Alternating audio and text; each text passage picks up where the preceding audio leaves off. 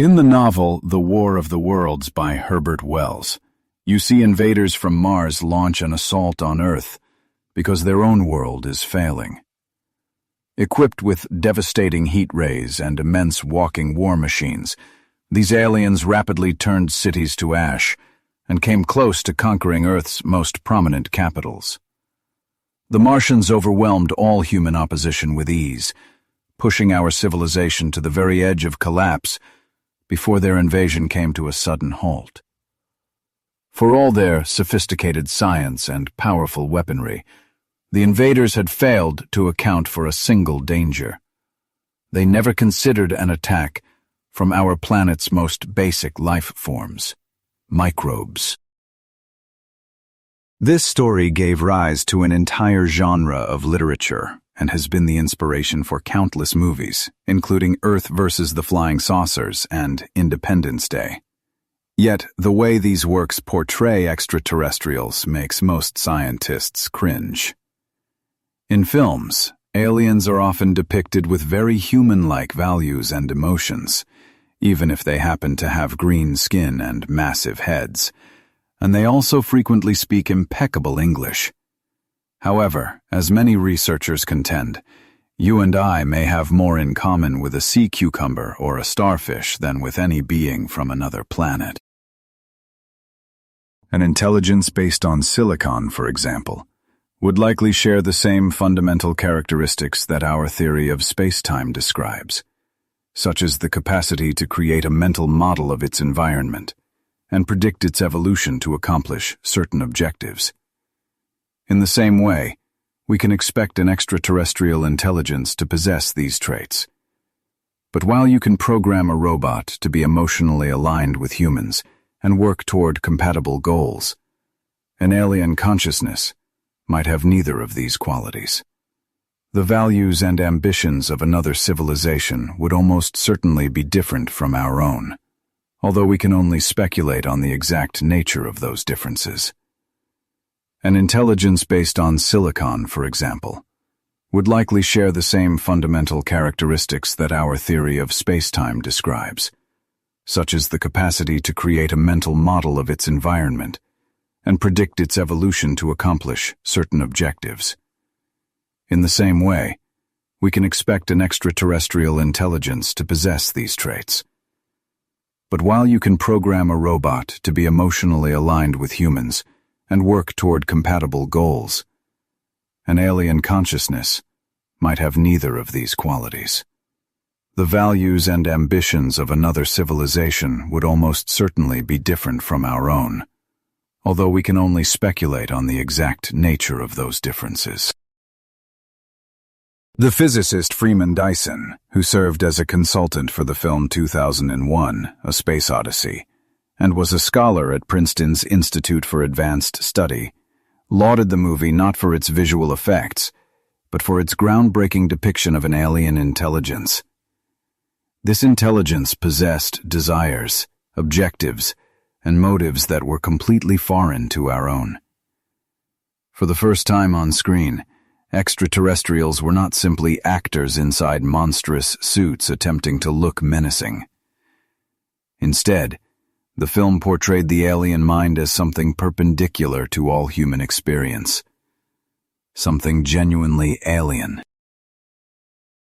In 2011, the celebrated cosmologist Stephen Hawking introduced another vital consideration. He grabbed headlines with his warning that humanity must get ready for a possible alien invasion, famously stating that if we ever meet an advanced extraterrestrial civilization, it will probably be far more developed than us, and could therefore represent a lethal threat to our very survival. You can find a grim parallel in the fate of the Aztecs when they encountered Hernán Cortés and his conquistadors. In 1521, a tiny group of invaders armed with iron swords, gunpowder, and horses, all technologies foreign to the Bronze Age Aztecs, managed to annihilate an ancient civilization in just a few months. This history brings up some urgent questions. What is the fundamental nature of an alien intelligence? In what ways might their thought patterns and goals diverge from ours? What could they possibly want? These are not merely theoretical inquiries anymore. Considering the incredible advancements in astrophysics, you and I might actually encounter an extraterrestrial civilization within the next several decades. How we choose to handle such a meeting could fundamentally alter the course of human history, marking it as one of the most significant moments ever to occur. Several recent breakthroughs are bringing us closer to this historic possibility. First, back in 2011, the Kepler Space Telescope gave astronomers their first truly reliable data about planets within our galaxy.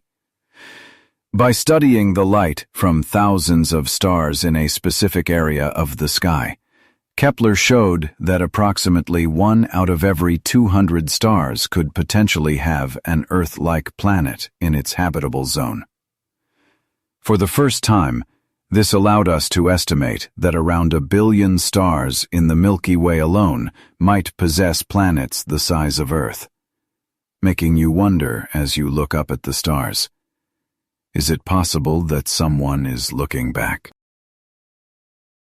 So far, telescopes on Earth have examined more than 1,000 exoplanets, and astronomers are adding new ones to the list at a rate of about 2 each week. The majority, unfortunately, are gas giants that are unlikely to support life as we understand it. However, Kepler has also discovered several super-Earths, which are rocky planets many times larger than our own, and about 2.5 dozen potential exoplanet candidates in its search field, some of which bear a striking resemblance to Earth. These worlds are orbiting their stars at a distance that permits liquid oceans, which is the universal solvent needed for organic molecules like DNA and proteins. In 2013, NASA revealed Kepler's most stunning find yet: 2 exoplanets that are practically twins of our own world. These planets are located 1,200 light-years away in the constellation Lyra, and are just 60% and 40% larger than Earth. Most importantly, both are situated squarely within the habitable zones of their respective stars, meaning they might even have liquid oceans. Out of all the planets that have been studied, these 2 represent the closest known analogs to Earth. The Hubble Space Telescope has given us an estimate that the total number of galaxies in the visible universe is around 100 billion. From this, you can calculate the potential number of Earth-like planets across the cosmos. 100 billion multiplied by 1 billion gives you a septillion such worlds. This figure is so immense that it makes the probability of life existing elsewhere astronomically high, especially when you consider that the universe is nearly 14 billion years old. There has been more than enough time for intelligent civilizations to emerge and, perhaps, to disappear. It would be an absolute miracle if no other advanced civilizations existed anywhere in the universe. Our radio telescope technology is also continuously improving. To this day, we have only inspected about 1,000 star systems for any indication of intelligent life. But over the next few decades, that figure is projected to increase by a factor of 1 million. The search for extraterrestrial intelligence, or SETI, formally began in the 1960s when the astronomer Frank Drake launched Project Ozma. Named after the Queen from the Land of Oz, the project used a 25-meter radio telescope located in Green Bank, West Virginia, to listen for signals from the stars. This moment gave rise to the project known as SETI, the Search for Extraterrestrial Intelligence. Although that initial search came up empty, by 1971 NASA had proposed Project Cyclops, a breathtakingly ambitious plan to construct 1,500 radio telescopes at a projected cost of $10 billion. It is hardly surprising that Congress rejected this proposal, favoring a much more restrained project instead. The transmission of a carefully constructed message into deep space. In 1971, the Arecibo Radio Telescope in Puerto Rico beamed a 1,679-bit coded signal toward the globular cluster M13, situated 25,000 light-years from Earth. This broadcast served as humanity's first cosmic introduction, carrying essential data about our species. To this day, we have received no answer, which could be because the aliens were unimpressed, or perhaps because the speed of light dictates that a reply could not reach us for another 52,000 years.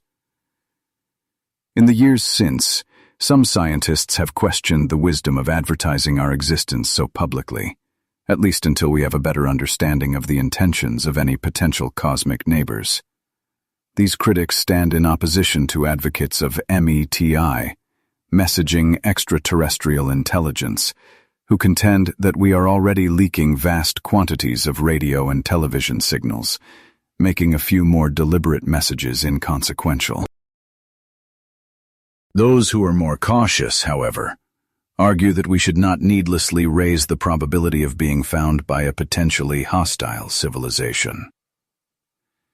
By 1995, astronomers had turned to private donors to establish the SETI Institute in Mountain View, California, creating a central hub for research and launching Project Phoenix. This new initiative aimed to survey 1,000 nearby stars that resemble our Sun, using equipment so advanced it could detect airport radar emissions from 200 light-years away. Since its creation, the SETI Institute has spent $5 million each year and has thoroughly scanned over 1,000 stars, yet no definitive signals have been discovered. Another groundbreaking strategy, called SETI at Home, was initiated in 1999 by astronomers at the University of California, Berkeley. This project mobilizes millions of amateur astronomers and personal computer owners around the world, allowing anyone to join this historic search. While you sleep, your computer's screensaver analyzes data collected by the Arecibo Telescope. To date, 5.2 million people across 234 countries have participated, perhaps dreaming of becoming the first person to make contact with extraterrestrial life and earning a place in history next to Columbus.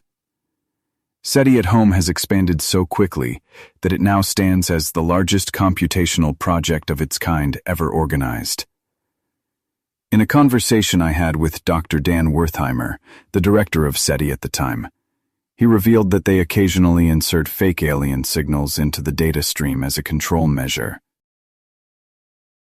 If none of the participants report these fabricated signals, it alerts the team to a potential problem within the program. So, if your screensaver ever informs you that it has decoded a message from an alien civilization, you should probably hold off on calling the police or the President of the United States. It could very well be a system test. I have a colleague who has committed his entire professional life to the search for intelligent life in the cosmos. With a PhD in physics, I had always imagined he would become a respected professor, delivering lectures to graduate students. Instead, he dedicates his time to raising funds for the SETI Institute, analyzing possible messages from space, and hosting a radio show. When I asked if his scientific peers ever mocked him for listening for aliens, he told me, "Not anymore," explaining that recent astronomical discoveries have significantly changed attitudes. In fact, he is so confident that he makes the audacious prediction that contact is near, stating that the Allen Telescope Array, or ATA, a network of 350 antennas, will find a signal by the year 2025. I asked him if he felt that was a risky forecast, but his confidence is rooted in several factors. One is the recent explosion in the number of radio telescopes operating worldwide. And while the U.S. government no longer funds the project, the SETI Institute has found a reliable source of support. They successfully persuaded the Microsoft billionaire Paul Allen to donate more than $30 million to begin the construction of the ATA in Hat Creek, California. While the array currently scans the skies with 2 radio telescopes, that number is set to expand to 350. Persistent underfunding is an ongoing issue, but support from the military has helped the project stay active. Dr. Seth Shostak admitted to me that his only real source of annoyance is the common confusion between SETI and UFO hunting. He insists that SETI is a discipline rooted in physics and astronomy that uses cutting-edge technology, whereas the study of UFOs depends on unverified anecdotes that may or may not contain any truth. The problem, he explained, is that the deluge of UFO reports he gets via email is nearly always impossible to verify or replicate.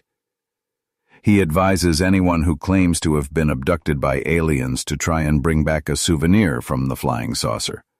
Even a pen or a paperclip would do. Never leave a flying saucer empty-handed, he told me. Dr. Shostak also feels there is no credible proof that extraterrestrials have ever visited our planet. I asked for his thoughts on the conspiracy theories claiming the U.S. government is hiding information about alien encounters. He simply replied, "Do you really think they could keep a secret of that magnitude? Remember, this is the same government that is responsible for our postal service." When I later asked Dr. Wertheimer what made him so sure about the existence of extraterrestrial life, he said that the numbers were on his side. As far back as 1961, the astronomer Frank Drake tried to approximate the number of intelligent civilizations by using a series of plausible estimates. He started with the 100 billion stars in our galaxy, then calculated how many might be similar to our Sun, and continued to narrow down the figure by estimating the fraction of those stars with planets, the portion of those with Earth-like planets, and so on. Working from a set of sensible premises, one early calculation suggested the existence of 10,000 advanced societies within our galaxy, while Carl Sagan, employing a different set of assumptions, proposed a figure of 1 million. Scientific understanding has since evolved, and we have updated these initial figures. We now recognize that stars typically have more planets than Drake first thought, and the quantity of Earth-like worlds is also larger than previously believed. A significant unknown persists, however. Even if we can calculate the number of Earth-like planets, we have no way of knowing what portion of them gives rise to intelligent life. Here on our own planet, it took 4.5 billion years for beings like you and me to appear.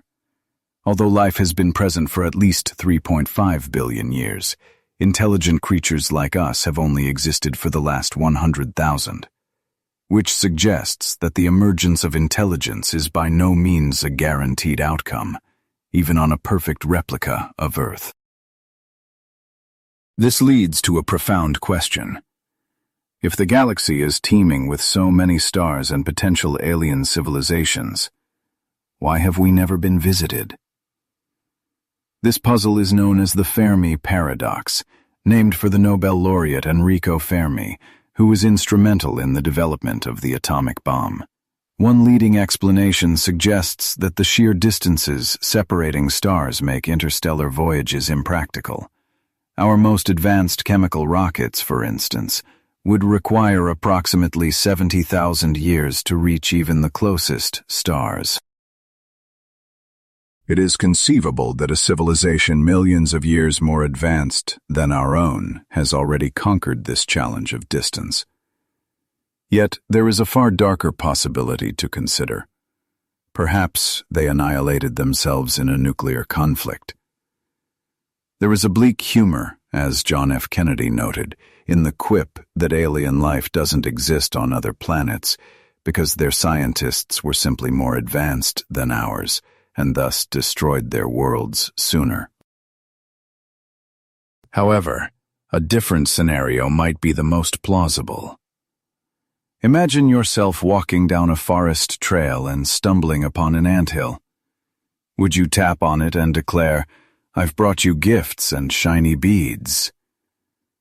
I will share the secret of nuclear power and build a paradise for you.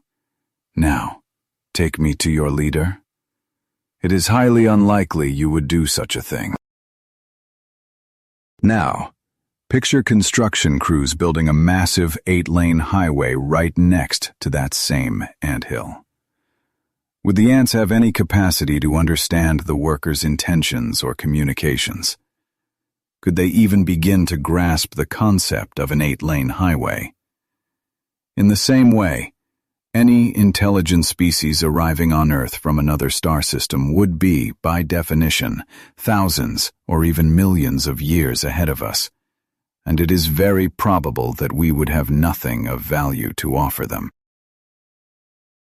To put it another way, we are likely deluding ourselves if we think that alien beings would traverse trillions of kilometers simply for the privilege of meeting us. The more probable reality is that we are entirely beneath their notice. It's a humbling thought, but the galaxy could be filled with countless intelligent species, and we might be so fundamentally primitive that their existence remains completely imperceptible to us.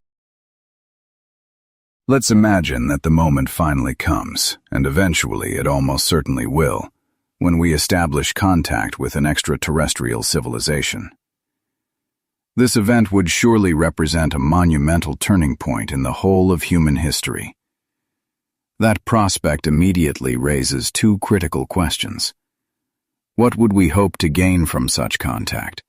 And what might the consciousness of an alien even be like? Popular culture, from movies to science fiction novels, has conditioned us to expect that aliens would want to consume us, conquer our world, mate with us, or enslave humanity to plunder our planet's resources. Yet, when examined critically, all of these dramatic possibilities seem extremely improbable. Instead, our first communication with an alien society almost certainly won't involve a flying saucer landing on the White House lawn. It is far more plausible that contact will be announced by a teenager running the SETI at-home screensaver, part of the Search for Extraterrestrial Intelligence program, who discovers that their computer has just deciphered a message from the Hubble Telescope. Alternatively, the professional SETI project at Hat Creek might detect a transmission that clearly shows signs of intelligent origin. This means our initial encounter will be a one-way affair, where we essentially eavesdrop on a conversation that took place long ago. While we might overhear some intelligent communications, the vast distances mean that sending a reply and getting a response could take many decades or even centuries. The transmissions we intercept could offer incredible knowledge about their civilization, but it is far more likely that most of what we hear will be the alien equivalent of mundane chatter, entertainment, and music, rather than a convenient encyclopedia of their scientific discoveries. I posed a critical question to Dr. Seth Shostak. If and when first contact occurs, would the information be kept secret? The potential for global panic, religious turmoil, and widespread chaos seems like a compelling reason for secrecy. I was rather taken aback when he explained that no, all the data would be shared openly with the governments and people of Earth. This leaves us with the next set of questions. What would these aliens look like, and how would they think? To even begin to approach the concept of an alien mind, it is helpful to first examine a form of consciousness that is already alien to us, that of animals. We share our planet with countless species, yet we have almost no real understanding of what is happening inside their minds. Perhaps grappling with animal consciousness can prepare us for contemplating an alien one. The question of whether animals think, and if so, what they think about, has puzzled some of the greatest minds in human history for millennia. Ancient Greek thinkers like Plutarch and Pliny, among countless other philosophical luminaries, debated this very issue, and it remains one of the great unresolved mysteries to this day. Consider the classic example of a dog chasing its owner, only to arrive at a fork in the road that splits into 3 separate paths. The dog first explores the left path, sniffs around, and returns, having determined its owner isn't there. It then investigates the right path with the same result. Finally, without any further sniffing, the dog confidently proceeds down the middle path. What, precisely, is transpiring in that dog's mind? This very puzzle has been a subject of intense philosophical debate. The French philosopher Michel de Montaigne argued that the dog must have used abstract logic, concluding that since 2 options were eliminated, the third must be correct. However, Thomas Aquinas, writing in the 13th century, presented a counter-argument. He believed that what seems like rational deduction could simply be an instinctive behavior that merely mimics logical thought, cautioning us against being misled by superficial similarities. Centuries ago, a notable debate about animal consciousness unfolded between John Locke and George Berkeley. Locke asserted that animals lack the capacity for abstract thought. In response, Bishop Berkeley quipped that if an inability to think abstractly is the defining trait of animals, then he feared a significant number of people who are considered men would have to be reclassified among them. For ages, philosophers have approached this topic in a similar fashion, using human consciousness as the yardstick for animals. This method represents the classic error of anthropomorphism, which is the tendency to presume that animals think and feel just as humans do. A better solution might be found by examining the issue from the animal's point of view, which could be completely foreign to our own experience. I conceptualize animals as existing along a spectrum of consciousness, differing from us primarily in the variables they use to build a model of their environment. This is what psychologist Dr. David Eagleman refers to as an animal's Umwelt, its unique perceptual reality. Dr. Eagleman points out that for a tick, which is blind and deaf, the crucial signals are warmth and the scent of butyric acid. The black ghost knifefish perceives its world through electrical fields, while a bat navigates using the compressed airwaves of its echolocation. Every organism inhabits its own distinct Umwelt, likely believing it to be the one true objective reality. Consider a dog's brain, which operates within a constant storm of sense that it uses to locate food or find a partner. From this olfactory information, a dog builds a mental representation of its surroundings that is utterly different from the visual map we create, containing an entirely separate set of data. If you were to imagine a Penfield homunculus map of a dog's brain, the vast majority of it would be dedicated to the nose, unlike the human map, which emphasizes the fingers. The Penfield maps for other animals would vary just as widely, and in aliens would probably be even more bizarre to us. Unfortunately, we often project human consciousness onto animals, despite the fact that their perception of reality may be radically different. For instance, when a dog loyally follows its owner and carries out commands, we instinctively believe the dog is our best friend because it loves and respects us. However, since dogs are descended from gray wolves, which operate in packs with a strict hierarchy, it's far more probable that your dog perceives you as its alpha male, or the leader of the pack. In a way, you are its top dog. This social dynamic might explain why it's generally easier to train a puppy than an adult dog. The impression of leadership is more readily formed in a young dog's mind, whereas an older dog might recognize that humans are not truly members of its own species. Similarly, when a cat enters a new room and promptly sprays a fine rug, we assume it's acting out of anger or anxiety and try to deduce what caused its distress. In all likelihood, the cat is simply marking its territory to signal to other felines that they should keep their distance. Therefore, the cat isn't upset.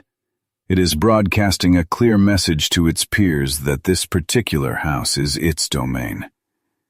When a cat purrs and rubs against your legs, we interpret this as gratitude for our care, a display of warmth and affection. The reality is probably that it is transferring its hormones onto you, effectively claiming you as its property and warning other cats away. From the cat's perspective, you function as a type of servant whose role is to supply food multiple times a day. By marking you with its scent, it's announcing to the world that you are already taken. As the 15th century philosopher Michel de Montaigne famously mused, "When I play with my cat, who knows if she is not amusing herself with me more than I am with her?"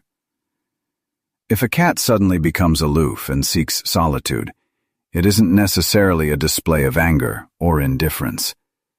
Domestic cats evolved from wild cats, which are solitary hunters, unlike the pack-oriented ancestors of dogs. Cats have no alpha male or pack leader to appease, whereas dogs are hardwired to do so, which explains the constant presence of animal behaviorists on television, who help people bridge this gap in understanding.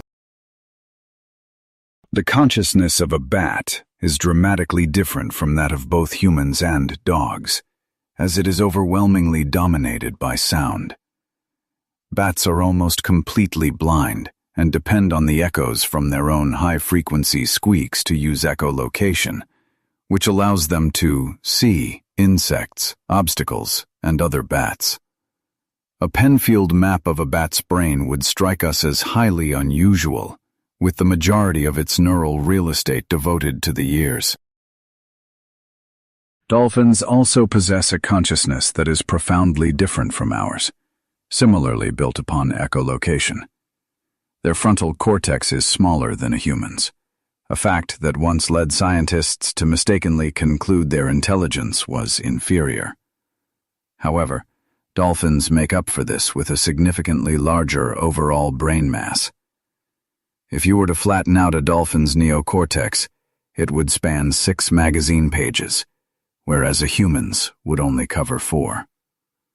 Furthermore, they have exceptionally developed occipital and temporal lobes to process echolocation signals underwater, and are among the few animals that can recognize their own reflection.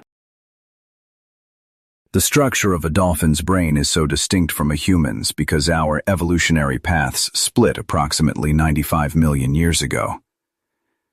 Dolphins have no use for a sense of smell, so their olfactory bulb vanishes shortly after they are born.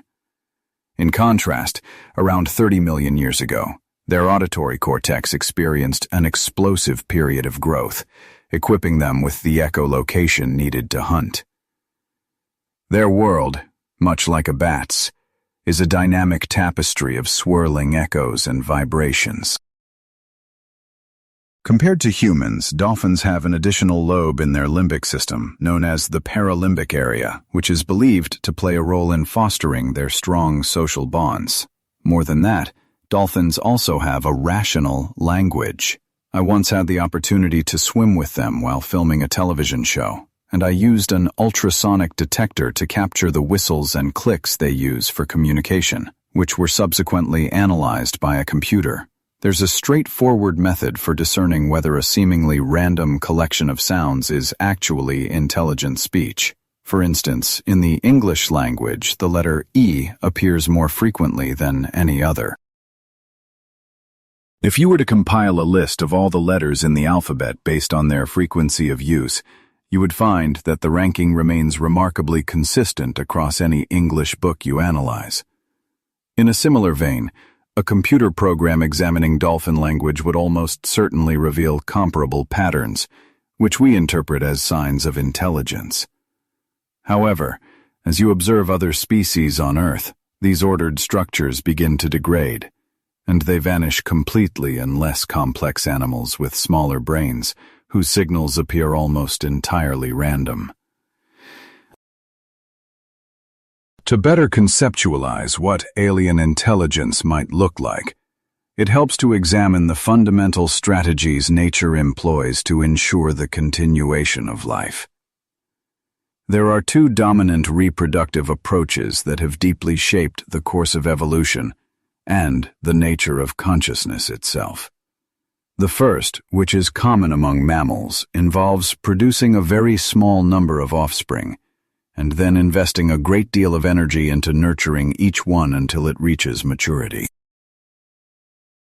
This mammalian strategy is inherently risky, as only a handful of new individuals are introduced in each generation, but the intense parental care provided is thought to offset this vulnerability. The profound implication is that every single life is considered precious, with each individual receiving careful and prolonged nurturing.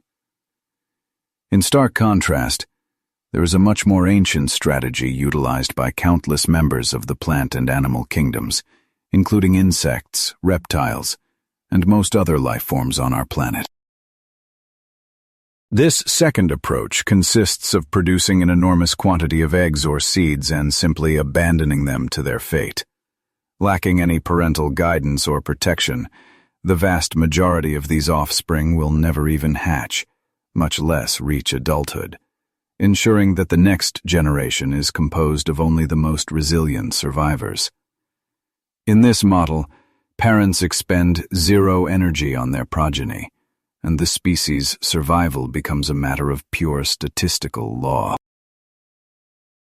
These two strategies cultivate profoundly different perspectives on the value of life and the function of intelligence. The first method cherishes each individual without exception, creating a fertile ground for love, care, affection, and emotional attachment to flourish. It is a system that can only succeed if parents commit significant energy to protecting and raising their young. The second strategy, however, assigns no inherent worth to the individual, focusing exclusively on the persistence of the species or the group as a whole, where individuality is effectively meaningless. Moreover, the reproductive strategy a species adopts has far-reaching consequences for how its intelligence evolves. For instance, when two ants encounter one another, they exchange a finite amount of information through chemical sense and physical gestures. While the data transmitted is minimal, ants are collectively capable of engineering complex networks of tunnels and chambers to construct an anthill. Similarly, bees, communicating primarily through intricate dances, can work together to build elaborate honeycombs and pinpoint the location of distant fields of flowers. In these examples, intelligence emerges not so much from the individual creature, but from the holistic interaction of the entire colony, guided by its genetic programming. Now, try to imagine an alien civilization founded on this second survival strategy, a species that resembles an intelligent race of bees. In such a society, a worker bee that ventures out daily to gather pollen holds no special value and can be replaced with ease. These workers do not reproduce.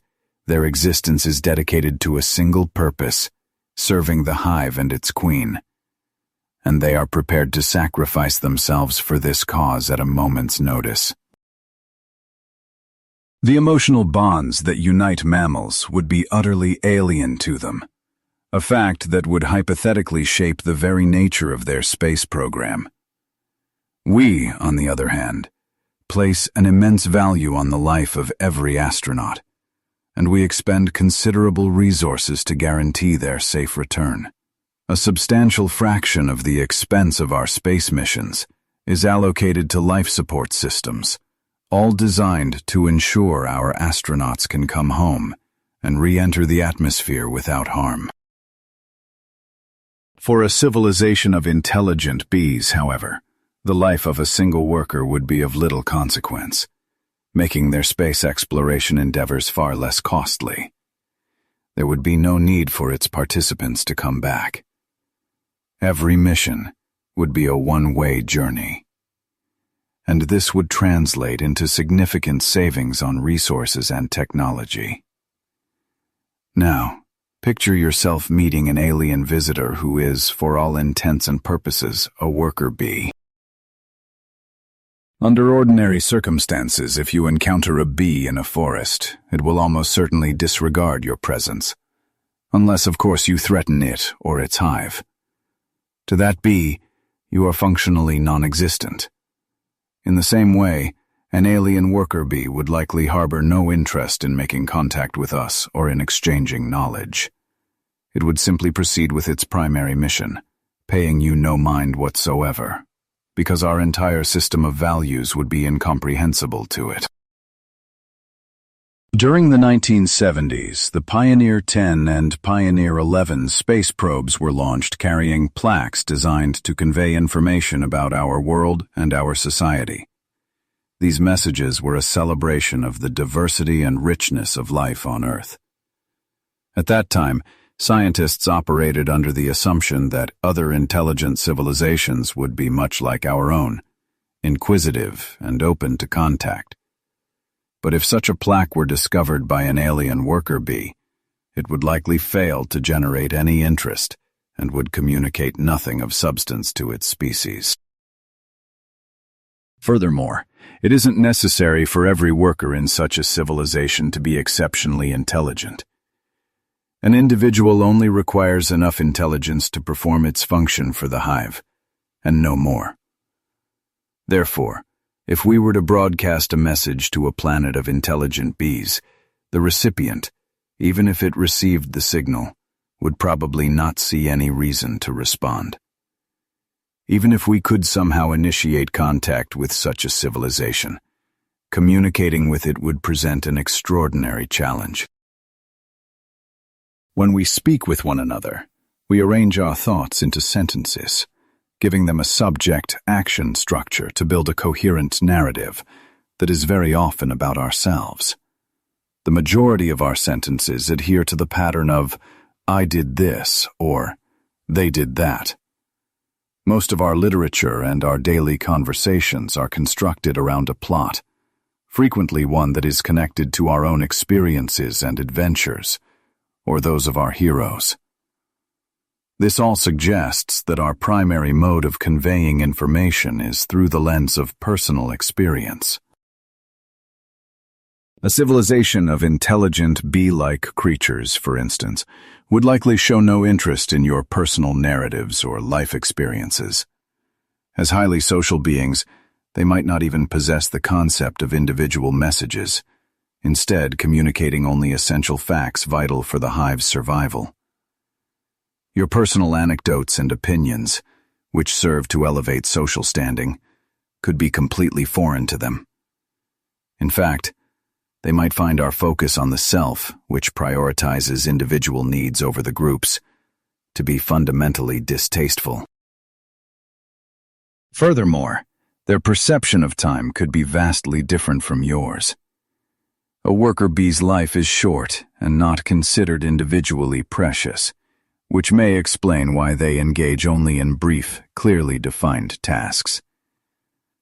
Although you live far longer, your own actions are also quietly shaped by mortality. You naturally select endeavors that you can see to completion in your lifetime. This unconscious awareness of your limited time dictates the rhythm of your career, relationships, and ambitions, structuring your existence into distinct phases from youth to retirement. Now, consider a species that lives for millennia, or is perhaps even biologically immortal. Their goals and priorities would be on a scale you can barely comprehend, allowing them to initiate projects that last for many human generations. You might dismiss interstellar flight as fantasy because a conventional rocket needs 70,000 years to reach the nearest star system, an unacceptable duration for you. Yet for an alien species, this immense time frame could be trivial, especially if they can enter suspended animation, reduce their metabolic rate, or simply exist without end. The initial translations of an alien signal would almost certainly offer you a glimpse into the society and lifestyle of its creators.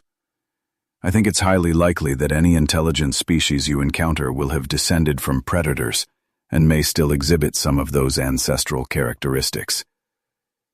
Here on Earth, predatory animals are consistently more intelligent than their prey, as the acts of hunting, ambushing, and hiding all demand a significant level of cognitive skill.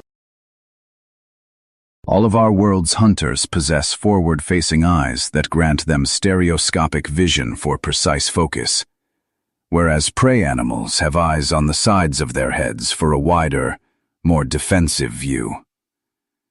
This cognitive gap is even reflected in your own idioms, like cunning as a fox. While an advanced alien race may have moved beyond the raw instincts of their forebears, they would probably still possess a predator's underlying mindset, which includes territorial behavior, a drive for expansion, and the capacity for violence when deemed necessary.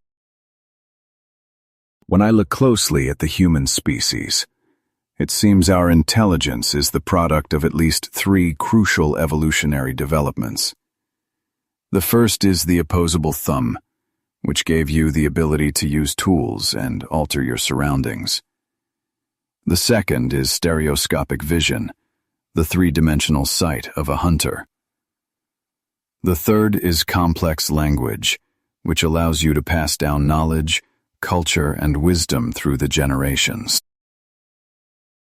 Very few animals on your own planet satisfy these conditions for developing advanced intelligence. While functional alternatives are certainly conceivable, such as aliens with manipulative tentacles instead of thumbs, or sensory organs that perceive ultraviolet light instead of a visual spectrum, the core requirements remain. They must possess appendages for tool-making, a focused sensory system akin to a predator's, and a method for exchanging complex information to build a lasting culture.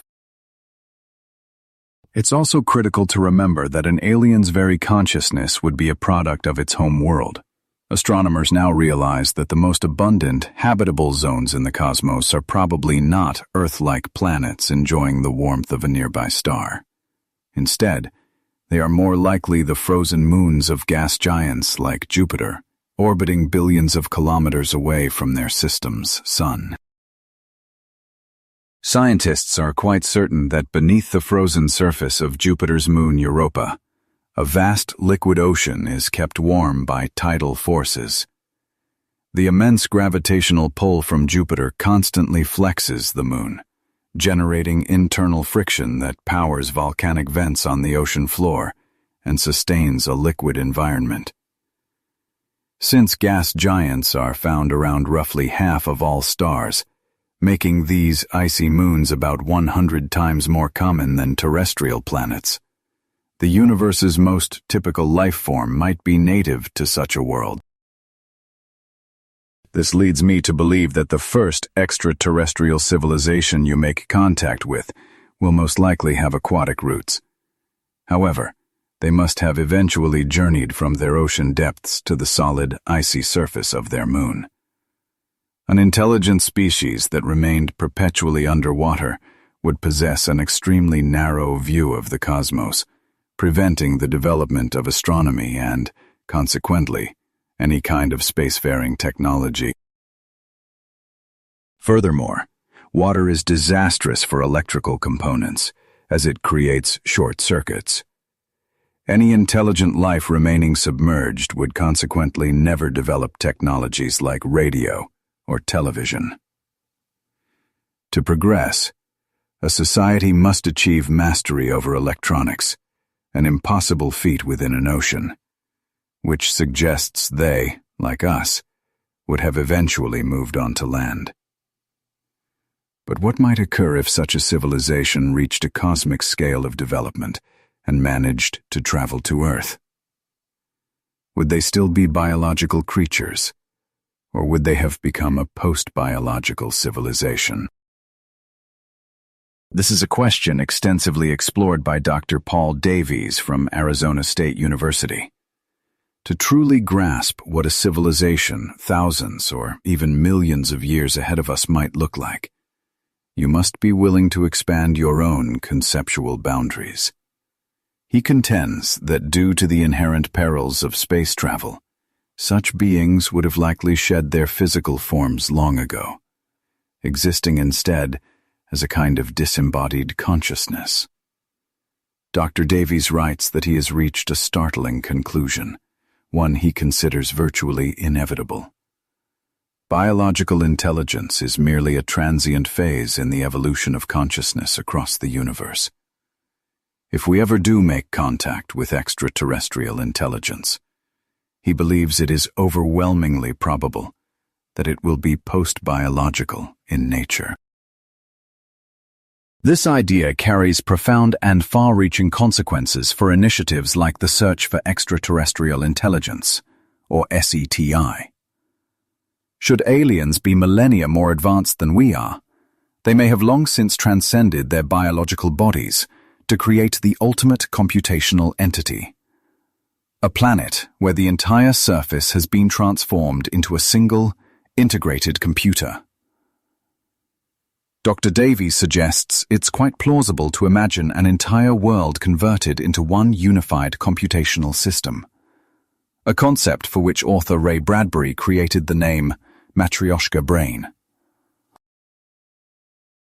If Dr. Davies's theory holds true, this alien consciousness may have even shed the notion of an individual self, or an I, merging into a collective, planet-spanning network of minds.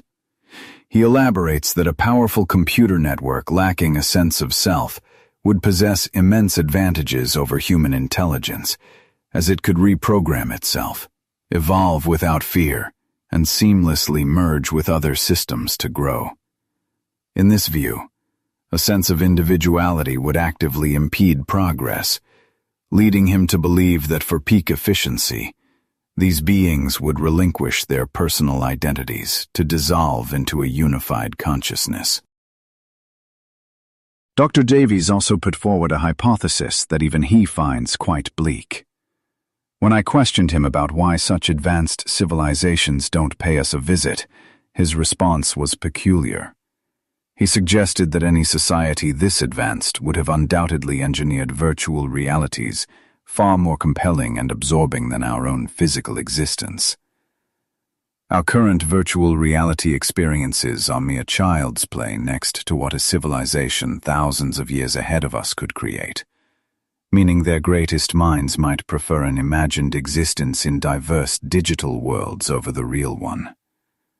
He concedes that this is a disturbing thought, yet it remains a possibility we must face as we develop our own more sophisticated virtual environments.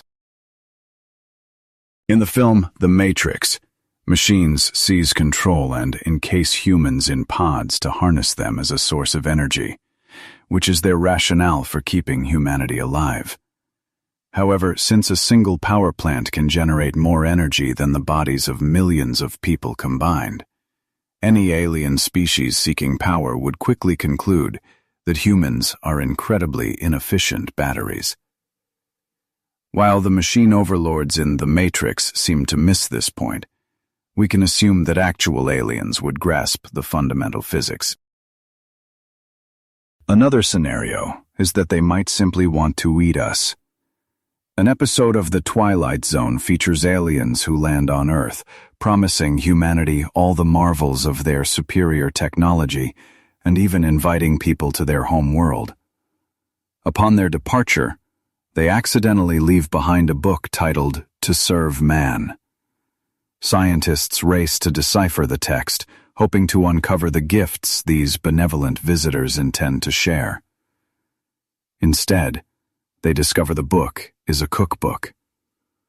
However, since our biological makeup of proteins and DNA is likely entirely different from theirs, it is improbable that their digestive systems could even process us. Yet another hypothesis suggests that aliens might want to pillage Earth, stripping it of all its natural resources and valuable minerals. While this has some plausibility, a civilization advanced enough for effortless interstellar travel could just as easily locate countless uninhabited planets to mine, thereby avoiding the complication of dealing with troublesome natives. From their standpoint, colonizing an inhabited planet when simpler unoccupied alternatives are available would be a foolish endeavor.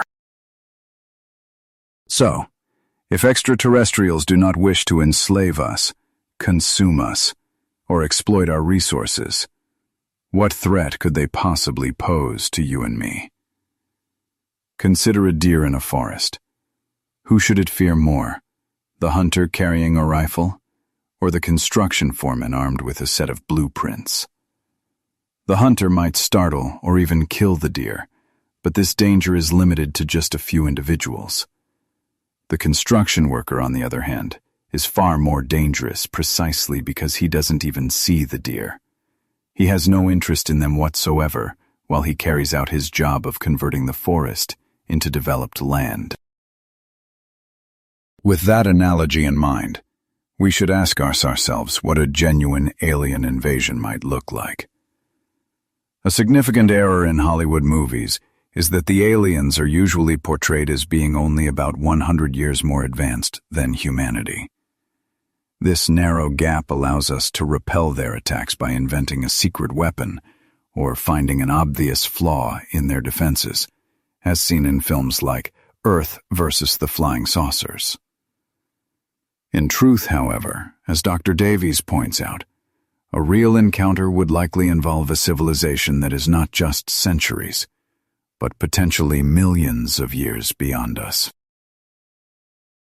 I was once told by Seth Shostak, the director of the Search for Extraterrestrial Intelligence, or SETI project, that a conflict between humanity and an advanced alien race would be like a fight between Bambi and Godzilla. It is highly conceivable that alien armaments are thousands or perhaps millions of years more advanced than our own. Should that be the case, we would find ourselves with virtually no effective way to defend ourselves against them. However, you might find a valuable lesson in the story of the barbarians who brought down the Roman Empire, which was the most formidable military power of its era. The Romans were brilliant engineers, building weapons that could annihilate entire barbarian villages and constructing roads to supply their legions across a sprawling empire. In contrast, the barbarians were mostly former nomads, who stood almost no chance in a direct confrontation with Rome's highly organized military. Yet, as history reveals, the ever-expanding empire eventually became stretched to its breaking point, with too many frontiers to defend and too many treaties to manage. The economy was completely inadequate to support this massive undertaking, made worse by a steady decline in population. Facing a chronic shortage of soldiers, the empire was forced to recruit young barbarians, some of whom were even promoted to positions of command, which naturally led to Rome's advanced technologies falling into their hands. Over time, the barbarians acquired the very military skills that had once ensured their defeat, and by the end of its days, the empire was a shadow of its former self. Weakened by internal power struggles, devastating famines, and civil wars, it confronted barbarians who now knew precisely how to defeat the Roman army. The sackings of Rome in 410 and 455 Anno Domini served as the prelude to the empire's final collapse in 476. It is plausible to imagine a similar dynamic unfolding in a conflict with aliens. Initially, humanity would likely be overwhelmed by an invasion, But the situation could evolve as we analyze the invaders' weaknesses, from their supply chains to their command centers and, crucially, their weaponry. The aliens would probably need to enlist human collaborators to control the population, causing their advanced technology to filter down to us, and enabling humans to eventually organize a counteroffensive. Consider, for example, the strategies found in Eastern military classics like Sun Tzu's The Art of War, which outline how to defeat a much stronger opponent. The core idea is to lure the enemy deep into your own territory, where their forces become overextended and vulnerable, allowing you to strike at their weakest point. Another powerful concept is to turn an enemy's strength back on them, much like the principle of judo, which uses an attacker's own momentum and mass to cause their downfall. Applying this thinking to a fight against a superior alien military, our only viable strategy would be to allow them to occupy our territory, study their technology and military secrets, and then use that knowledge against them. Victory would not be immediate. Instead, the goal would be to make the conflict so prolonged and costly that the invaders are forced to withdraw. Your key to success in such a scenario is to make it impossible for the enemy to win. Despite these scenarios, my personal belief is that aliens would likely be benevolent, or, more probably, simply indifferent toward us, as we have nothing they would need. If they were to visit our world, it would most likely be for reconnaissance or out of sheer curiosity. Given that curiosity was a fundamental driver of our own journey to intelligence, it stands to reason that any advanced species would be similarly inquisitive and interested in observing us from a distance. Contrary to cinematic depictions, you are unlikely to ever meet alien beings in their physical form, as such a journey would be unnecessarily hazardous for them. In the same way we send a rover to explore Mars, they would probably dispatch durable, organic or mechanical surrogates, avatars, to Earth. The beings you might see on the White House lawn would therefore bear little resemblance to their creators, who would remain safely on their home planet, projecting their consciousness across space. An even more plausible scenario is that they would send robotic probes to our moon, which provides a geologically stable platform, free from the effects of erosion. These would be self-replicating machines, capable of building a factory to produce 1,000 copies of themselves. Such devices are known as von Neumann probes, named after the mathematician John von Neumann, who first seriously theorized about self-replicating machines.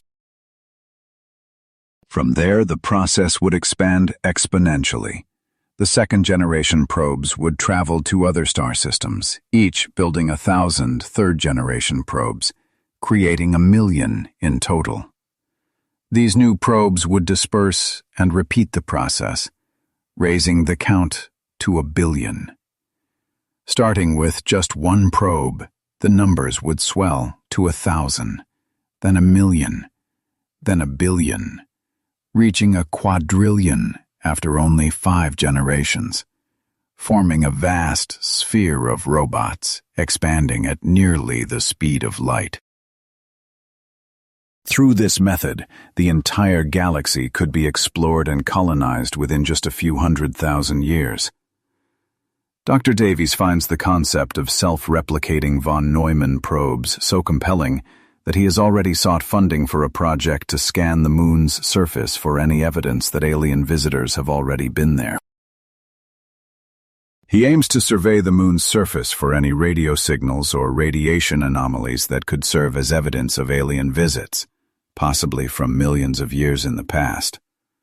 In a paper he co-authored with Dr. Robert Wagner, they propose a rigorous analysis of photographs from American satellites, which have a resolution down to 5 meters.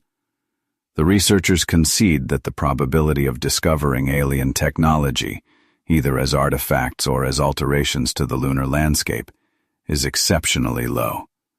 Still, The Moon remains an outstanding place to conduct this search due to its closeness and the fact that any traces of technology would be preserved there for immense periods, as the lack of erosion means that signs of alien activity would remain visible today, much like the footprints left by American astronauts in the 1970s could theoretically endure for billions of years.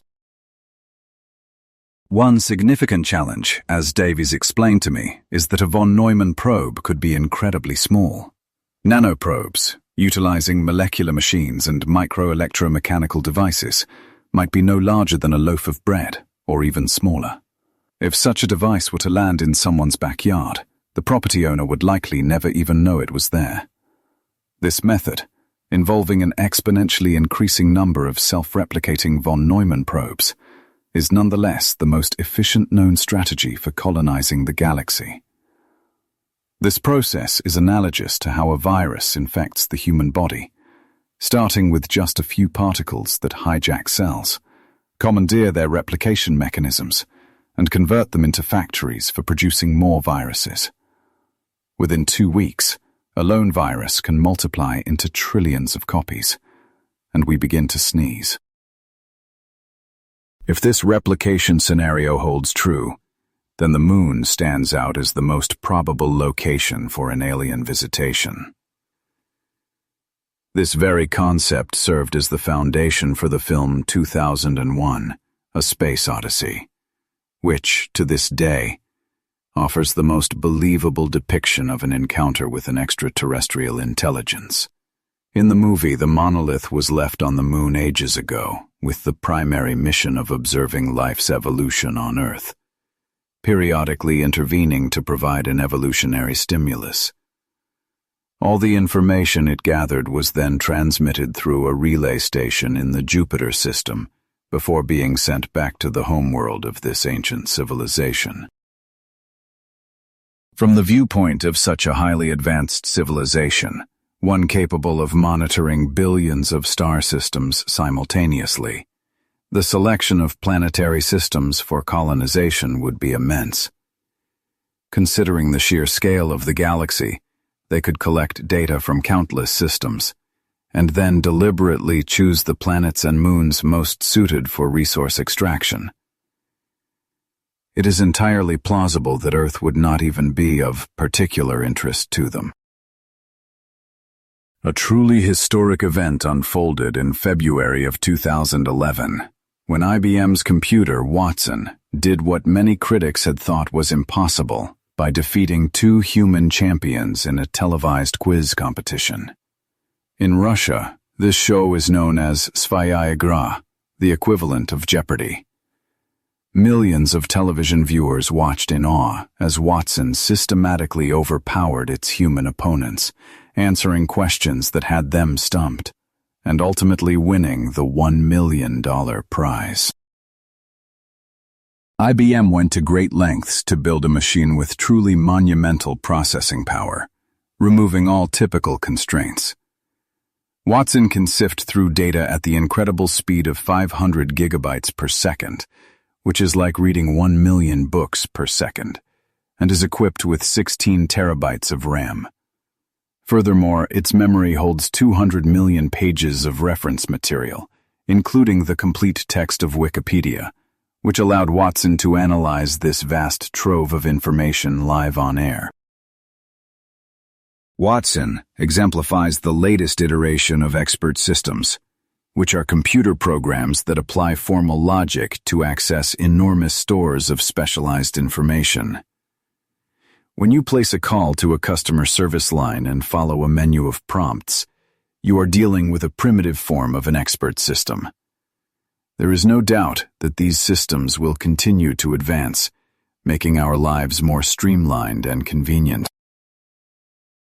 As an example, engineers are now creating a robo-doctor that could manifest on the screen of your smartwatch or a wall display to deliver medical advice with 99% accuracy for almost no cost. You would simply describe your symptoms, and it would query the databases of the world's foremost medical centers to assemble the latest scientific knowledge.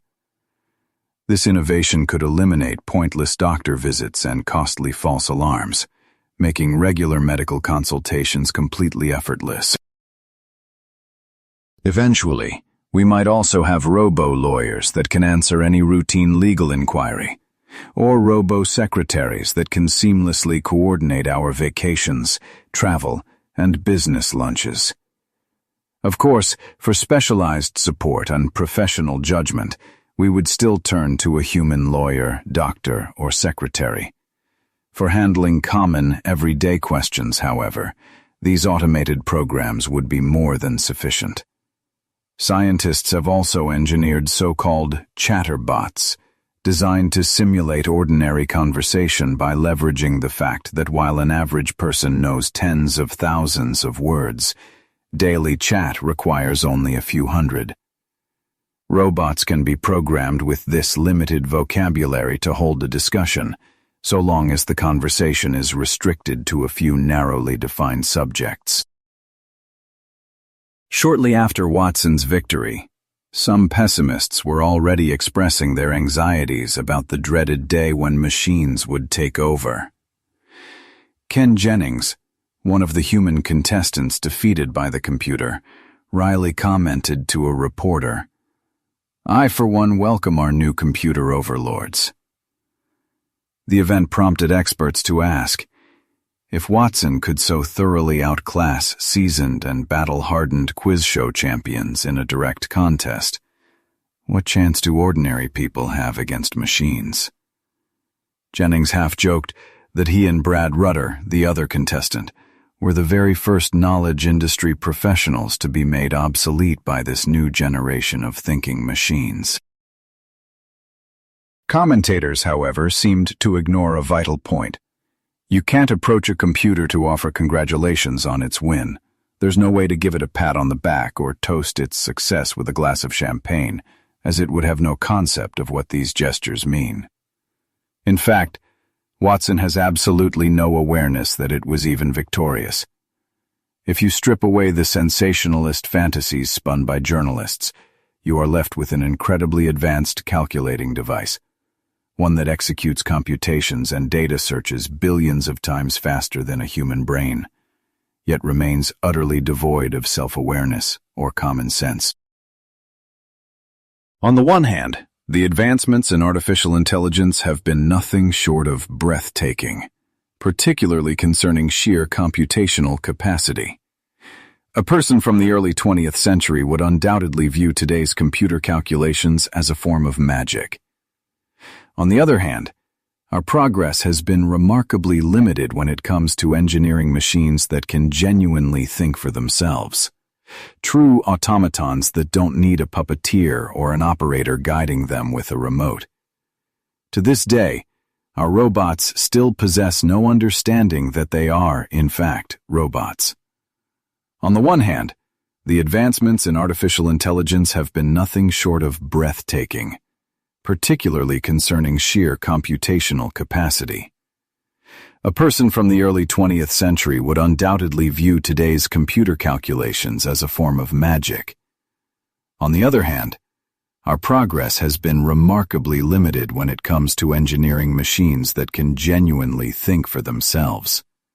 True automatons that don't need a puppeteer or an operator guiding them with a remote.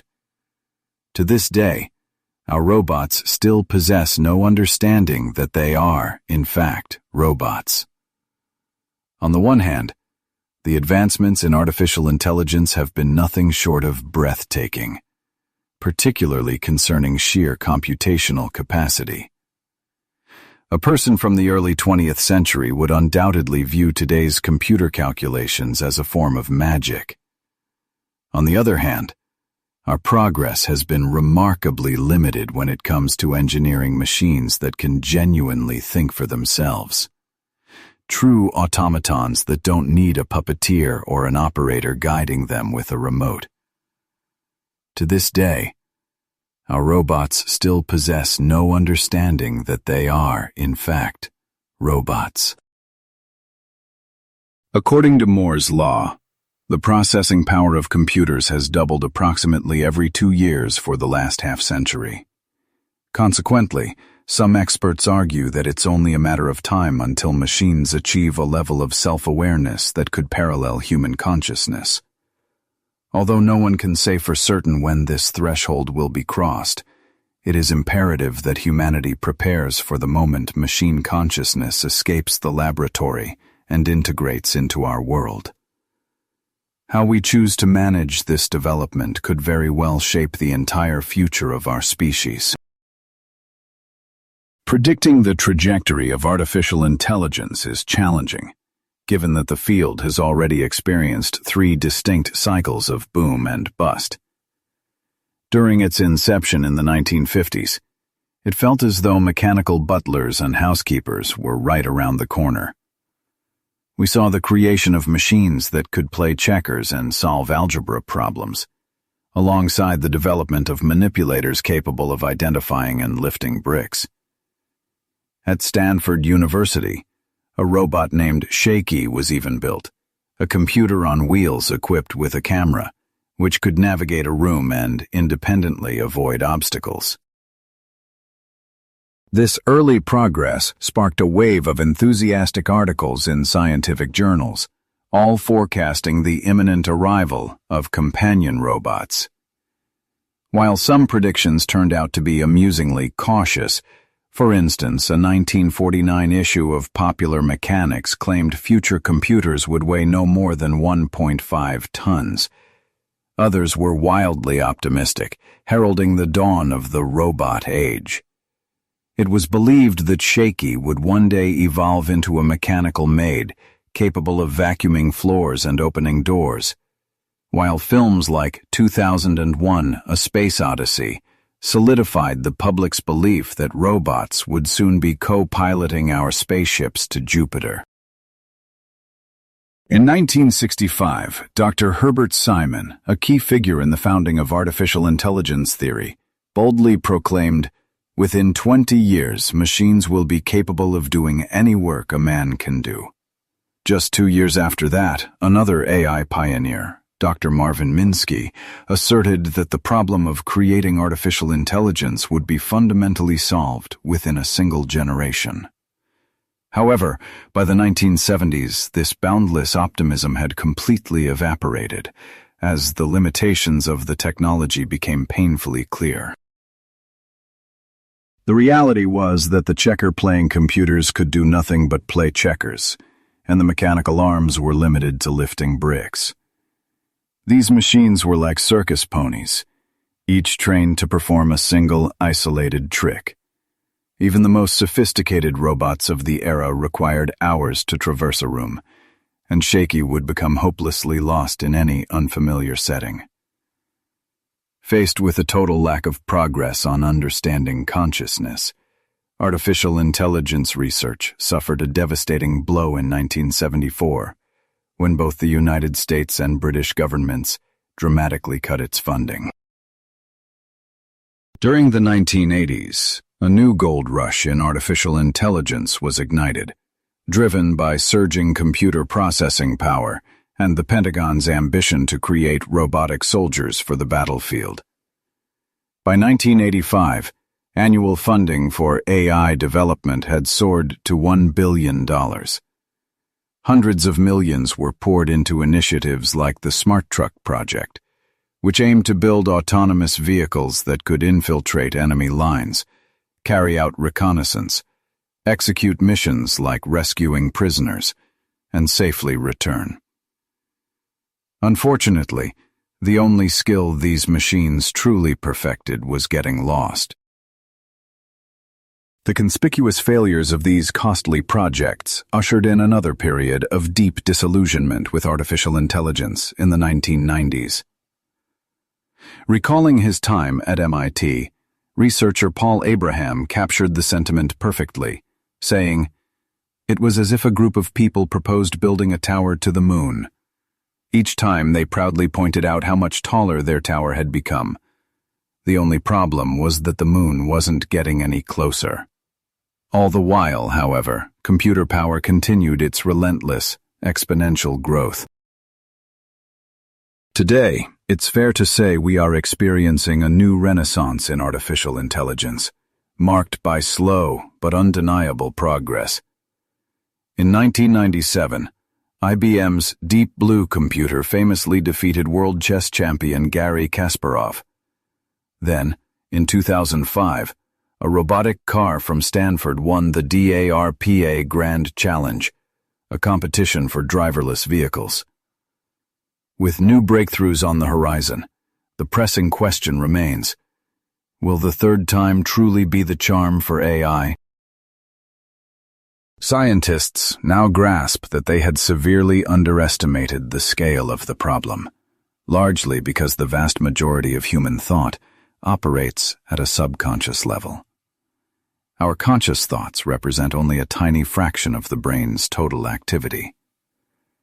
As Dr. Steven Pinker explains, I would gladly pay for a robot that could clear the table or run simple errands. But I can't do that because the minor tasks required, like pattern recognition, common sense reasoning, and controlling hands and feet, are unsolved engineering problems. Hollywood movies might have you believing that terrifying Terminators are on the horizon, but the challenge of creating artificial intelligence is proving to be vastly more complicated than anyone first imagined. I once posed a question to Dr. Marvin Minsky, asking when we could expect machines to equal or even exceed our own intelligence. His response was confident. It is an absolute certainty. But he had stopped making predictions about specific timelines, a prudent stance given the turbulent history of artificial intelligence. It seems the wisest approach is to discuss its future without tying ourselves to exact dates.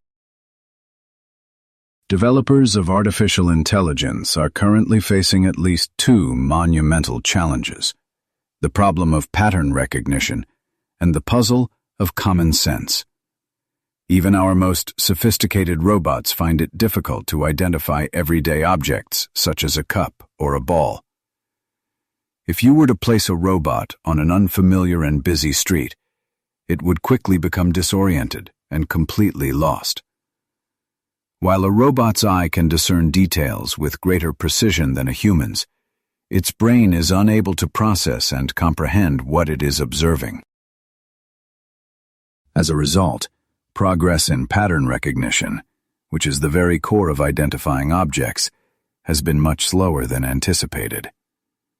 When a robot enters a room, it must execute trillions of calculations, deconstructing everything it sees into a collection of points, lines, circles, and other geometric shapes. It then tries to match these components against thousands of images stored in its memory, perceiving a chair not as a whole object, but as a disorganized jumble of lines and dots. Even if it manages a successful match, simply altering the chair's orientation, by turning it, knocking it over, or just changing the viewing angle, is often enough to completely confuse the machine, whereas the human brain makes these adjustments automatically and subconsciously. Robots are equally stumped by the concept of common sense, as they lack a basic understanding of how the physical and biological worlds operate. There is no mathematical formula to validate obvious truths, for instance, that rainy weather is generally considered unpleasant, or that a mother is invariably older than her daughter. While some headway has been made in translating this kind of knowledge into mathematical logic, the scale of the problem is immense. To encode the common sense of an average 4-year-old child would necessitate writing hundreds of millions of lines of computer code, perfectly illustrating what Walter once noted: common sense is not so common. Consider Asimo, one of the most advanced robots ever built by the Honda Corporation in Japan, a country responsible for 30% of the world's industrial robots. This incredible machine, about the size of a small boy, is capable of walking, running, climbing stairs, speaking multiple languages, and even dancing. Far better than I can, I might add. Having interacted with Osimo on television several times, I was genuinely impressed by its abilities. However, the true picture emerged when I had a chance to speak directly with its creators. I asked them a critical question. How does Osimo's intelligence compare to that of an animal? They candidly admitted that its cognitive level is probably on par with an insect's. The impressive feats of walking and talking are largely performances staged for the media, because Osimo is fundamentally a sophisticated tape recorder with a very limited set of autonomous functions. To give you an idea, it took us nearly 3 hours to film a short segment of me interacting with Osimo, because a whole team of assistants had to meticulously program every single gesture and movement in advance. When you measure all of this against our definition of human consciousness, it becomes clear that today's robots are operating at an extremely primitive level. They are still struggling to comprehend the fundamental facts of the physical and social world around them. This means robots have not yet advanced to the point where they can effectively model the future.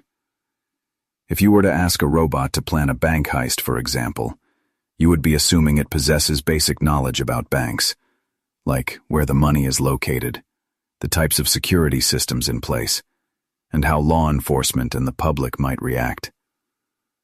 While some of this could be programmed, there are countless nuances that the human mind grasps intuitively, but which elude a robot. Robots do, however, excel at modeling the future in one particular scenario, when the domain is strictly defined and its rules are known. This includes activities like playing chess, simulating weather patterns, or modeling the collision of galaxies. Since the rules of chess and the laws of gravity have been understood for centuries, successfully simulating a chess match or a solar system is simply a matter of having enough computational power and time. There have been attempts to overcome this common-sense limitation through sheer brute force, such as the CYC program. This project aimed to solve the problem by creating a massive database containing millions of lines of code that encoded the vast set of knowledge needed to understand the world. Despite its ambitious scope, the creators did not achieve a major breakthrough. Even though CYC can process hundreds of thousands of facts and millions of statements, it still cannot replicate the intelligence of a 4-year-old child. After a few hopeful press announcements, the project effectively stalled, with many programmers departing and all deadlines passing, although it technically remains active. So, where did we go wrong? For the last 50 years, scientists in the field of artificial intelligence have operated on the assumption that the brain can be modeled as a digital computer. But this may be a gross oversimplification. As Joseph Campbell once observed, computers are like Old Testament gods, lots of rules and no mercy. The fragility of this analogy is striking.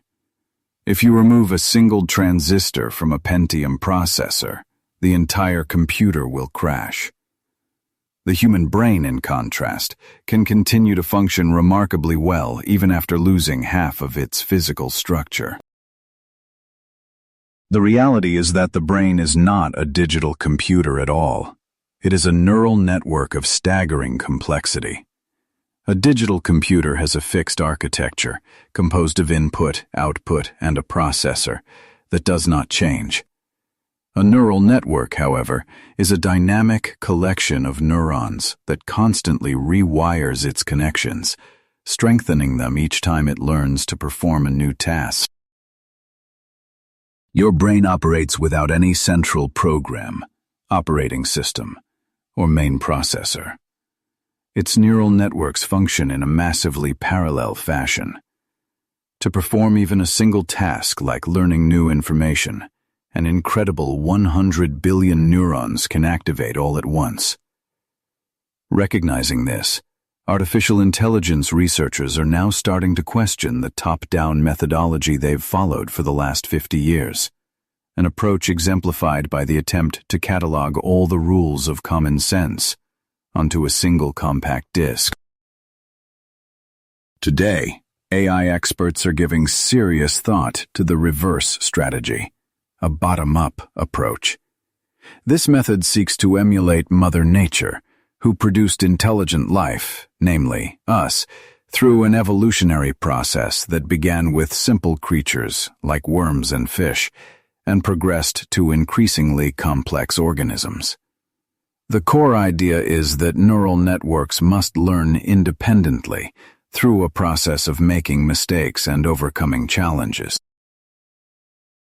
Dr. Rodney Brooks, a founder of iRobot, the company behind those robotic vacuum cleaners in many of our homes, and the former head of MIT's renowned artificial intelligence laboratory, introduced a radically different perspective on AI.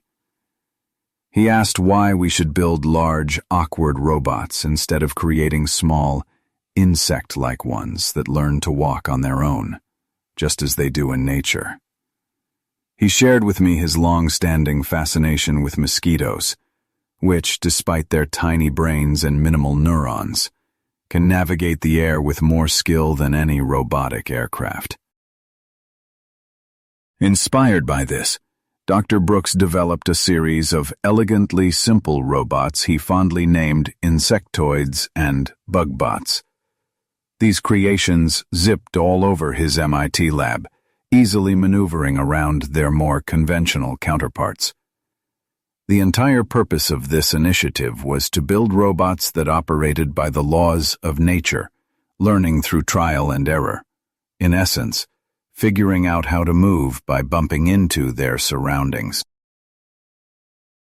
The strange paradox here, however, is that neural networks don't require any programming whatsoever.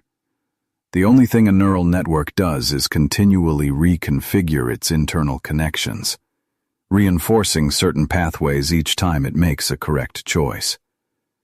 So there is no programming involved. The critical element is the network's capacity for self-modification. Science fiction once painted a picture of sophisticated humanoid robots exploring Mars, equipped with near-human intelligence from clever programming that allowed them to walk and talk like us. The truth turned out to be the exact opposite.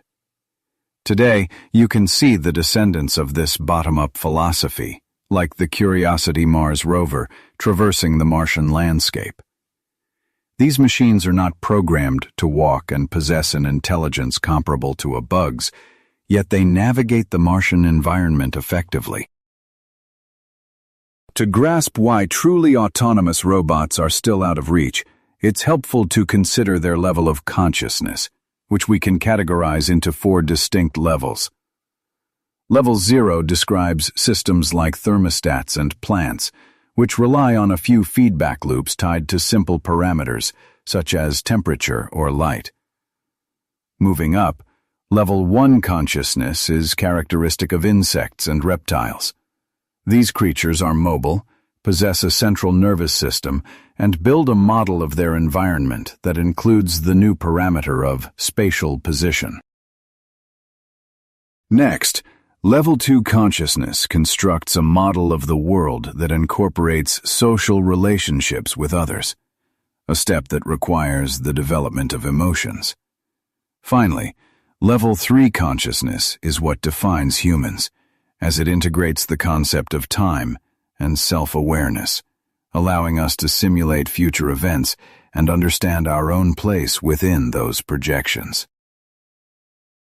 Using this framework, we can pinpoint the level of consciousness in today's robots.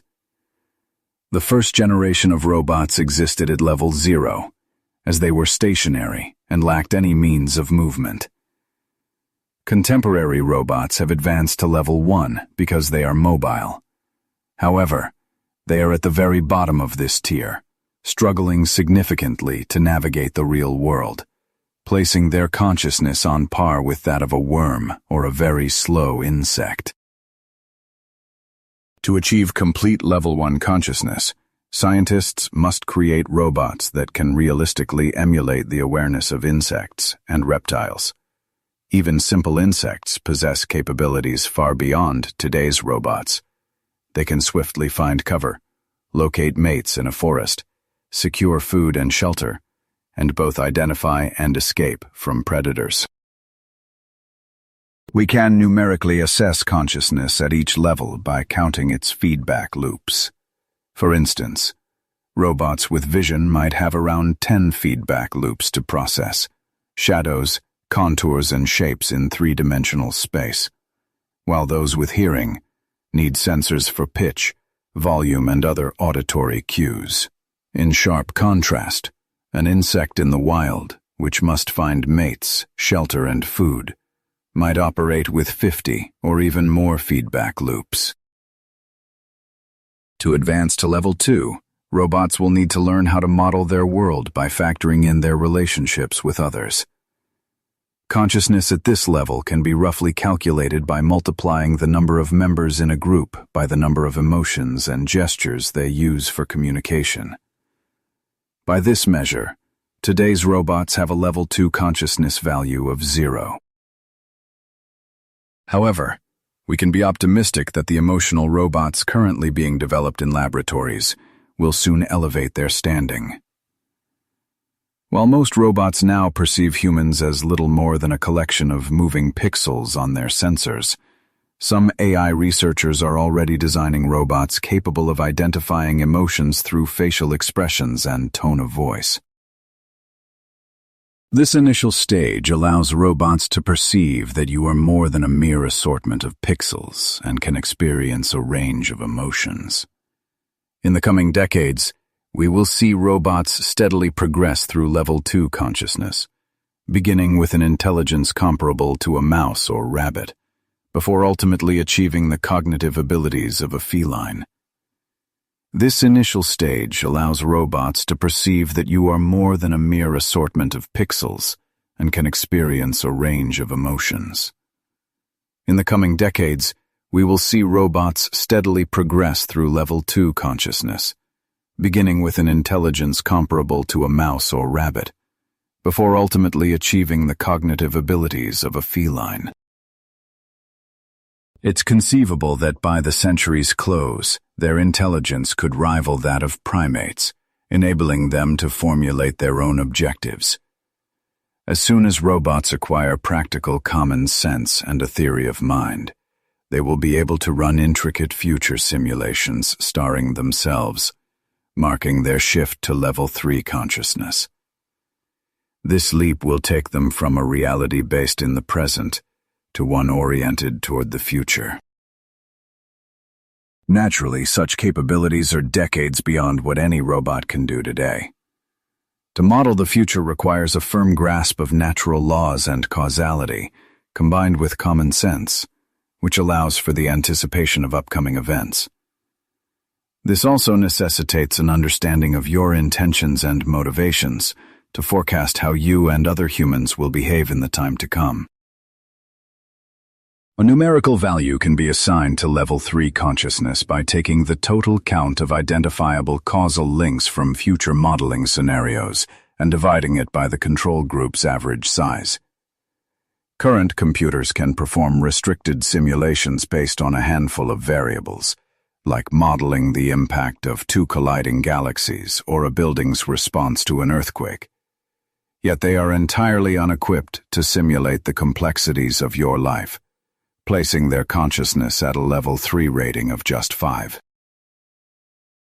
It is evident that creating a robot that can integrate seamlessly into our society will require decades of dedicated work, which brings us to the many obstacles ahead. The central question is when robots will match and then exceed your own intelligence. While nobody has a definitive answer, numerous forecasts exist, and the majority of them hinge on the presumption that Moore's law will remain valid for decades to come. However, Moore's law isn't a true physical law at all. In fact, it fundamentally clashes with a basic principle of nature and runs contrary to quantum theory. Consequently, this supposed law cannot persist indefinitely, and we are already witnessing a deceleration in its progress. This trend could grind to a complete stop by the close of this decade or the next, which would have severe repercussions, particularly for Silicon Valley. The fundamental problem is straightforward. While you can currently pack hundreds of millions of silicon transistors onto a chip no bigger than your fingernail, there is an absolute physical limit to this density.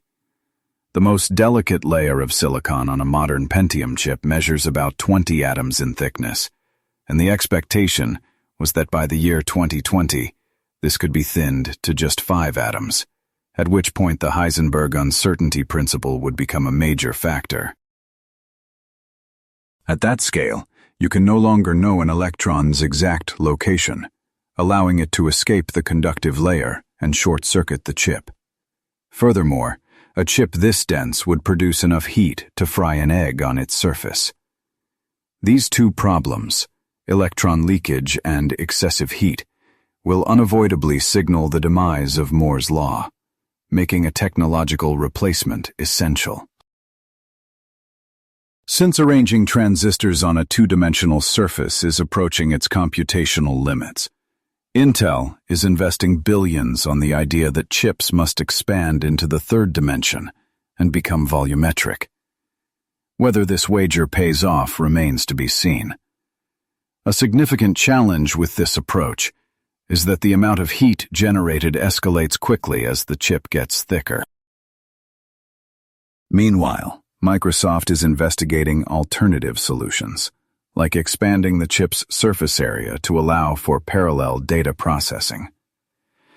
This could involve laying out chips side by side, where a complex problem is broken into smaller pieces by software, solved individually on separate chips, and the results are then combined.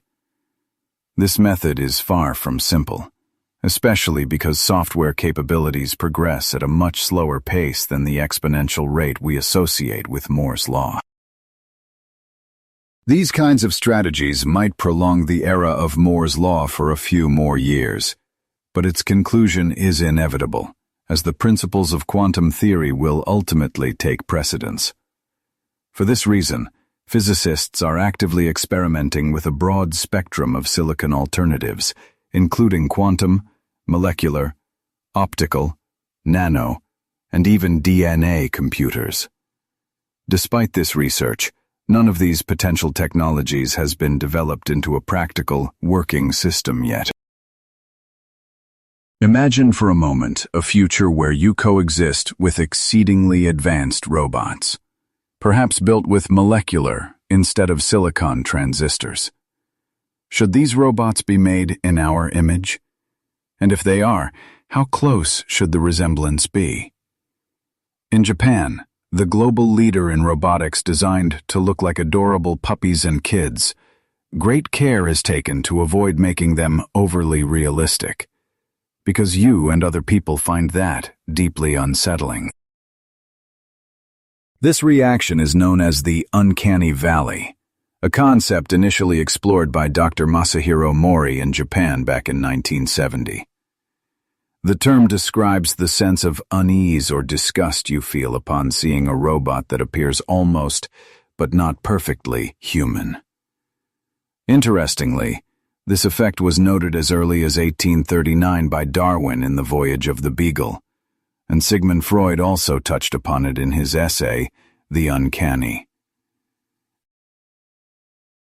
Ever since, the uncanny valley has been extensively researched, not just by experts in artificial intelligence, but also by animators, marketers, and anyone whose work involves creating lifelike human representations. A perfect example comes from a CNN review of the movie The Polar Express, where the journalist observed, "The human characters in the film are, frankly, creepy, so the Polar Express is, at best, unsettling, and at worst, mildly horrifying." According to Mori, our empathy for a robot increases the more it resembles a human. But this connection only holds true up to a certain point. When a robot's appearance gets too close to our own, our feelings of empathy suddenly plummet, a phenomenon known as the uncanny valley. If a machine looks almost exactly like us but has a few small, unsettling details, it triggers a sense of revulsion and fear. Conversely, if a robot were to become completely indistinguishable from a person, we would once again respond with positive emotions. This principle raises some practical design questions, such as whether or not robots should smile.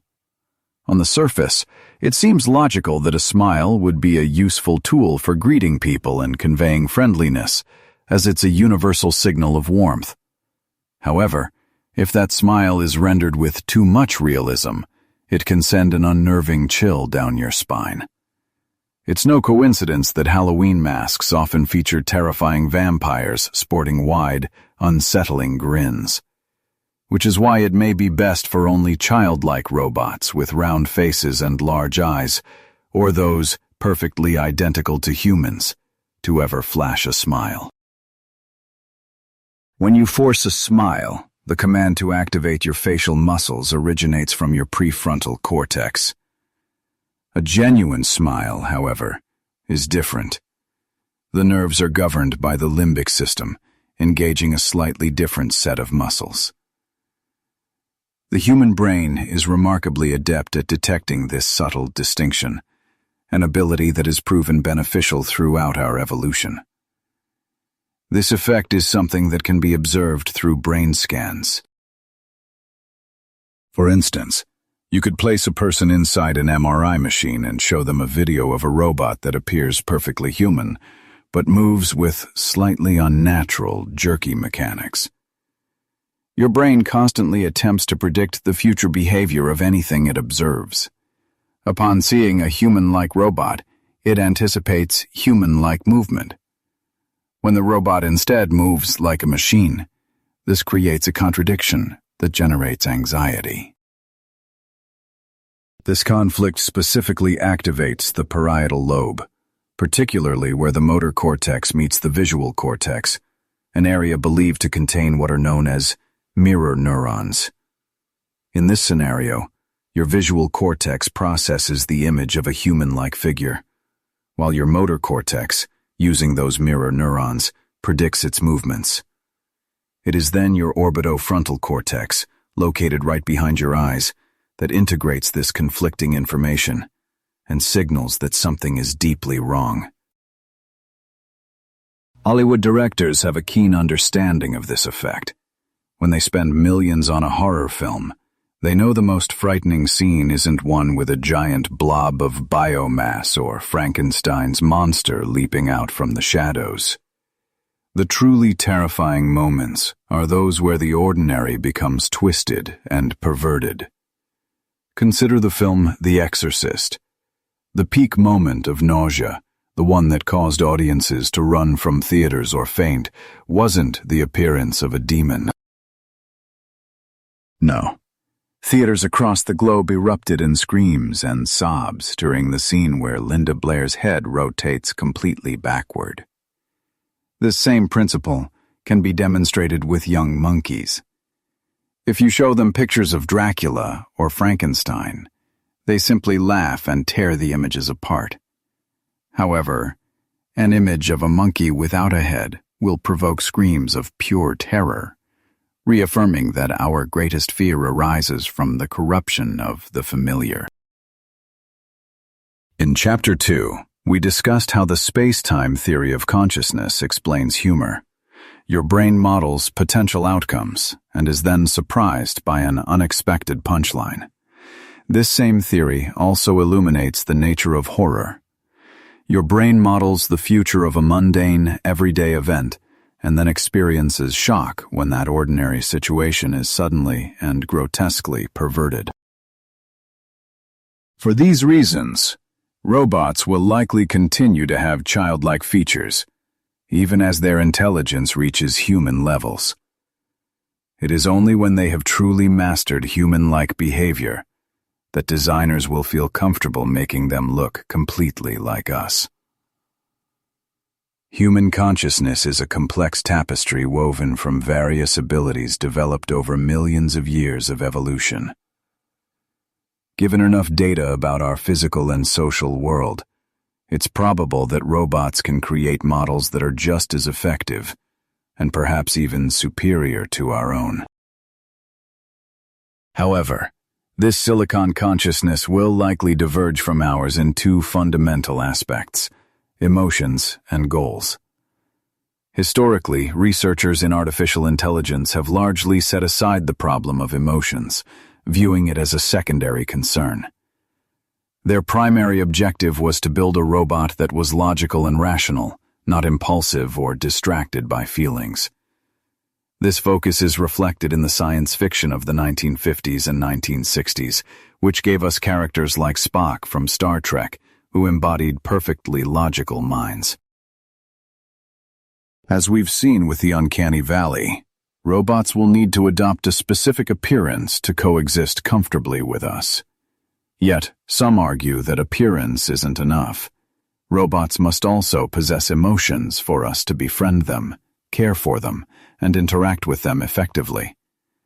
In essence, robots require what we might call Level 2 consciousness, and the first step toward achieving this is learning to recognize the complete spectrum of human emotions. A robot could learn to determine your emotional state by analyzing the subtle movements of your face, including your eyebrows, eyelids, lips, and cheeks. The institution that has made the greatest strides in this area is the MIT Media Lab. I have been fortunate enough to visit this lab near Boston on several occasions, and each time it felt like I was touring a toy factory designed for adults. Every direction I turned, I was met with futuristic, high-tech gadgets intended to make our lives more engaging, joyful, and streamlined. Looking around, I recognized much of the technographic imagery that would later appear in Hollywood productions like Minority Report and AI Artificial Intelligence. While exploring this playground of the future, I encountered two particularly remarkable robots named Hugo and Nexi. Their creator, Dr. Cynthia Brazil, explained to me their unique purpose. Hugo is a smart robotic teddy bear designed to connect with children, possessing the remarkable ability to recognize their emotions.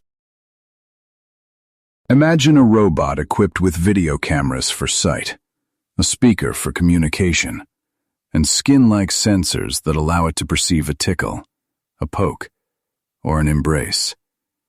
It's plausible that a machine like this could one day serve as a mentor, nanny, caregiver, or even a playmate for your child. In contrast, the robot Nexi is designed to form connections with adults, boasting a friendly, rounded face and large, expressive eyes that bring to mind the Pillsbury Doughboy. During a trial in a nursing home, it was met with immense approval from the elderly residents. After an initial period of adjustment, the residents found great comfort in conversing with and even kissing Nexi, and they felt its absence deeply when the experiment concluded. Dr. Brazil explained to me her motivation for creating Hugo and Nexi, citing her dissatisfaction with the robots available at the time, which she described as mere collections of cans with exposed wires, gears, and motors. To develop a robot that could genuinely engage with people on an emotional level, she first had to grasp the very mechanics of that interaction. She required robots that were not confined to a laboratory bench, but could function freely in the real world. This realization led Brazil to decide back in 2004 that the time was right to pioneer a new class of social robots designed to integrate into any environment, including families, schools, hospitals, and assisted living facilities. Meanwhile, at Waseda University in Japan, researchers are developing a robot that expresses fear, anger, surprise, joy, disgust, and sadness through the movements of its upper torso. This Japanese robot can see and hear, as well as detect smells and touch, and it is programmed with simple directives like satisfying its need for energy and steering clear of danger. The scientists' ultimate aim is to seamlessly merge feelings and emotions, enabling the robot to behave suitably in any given circumstance. Not to be left behind, the European Commission is sponsoring a project known as Felix Growing, which brings together scientists from the United Kingdom, France, Switzerland, Greece, and Denmark to advance the field of artificial intelligence. Let me introduce you to NAO, an emotional robot that acts remarkably like a 1-year-old child. When it feels happy, it extends its arms towards you, seeking a hug. When it's sad, its head and shoulders droop as it takes on a lost expression. If frightened, it will cower until someone soothes it with a gentle pat on the head. Despite its behavior, NAO is a machine, standing about half a meter tall with an appearance similar to robots you might see in a toy store.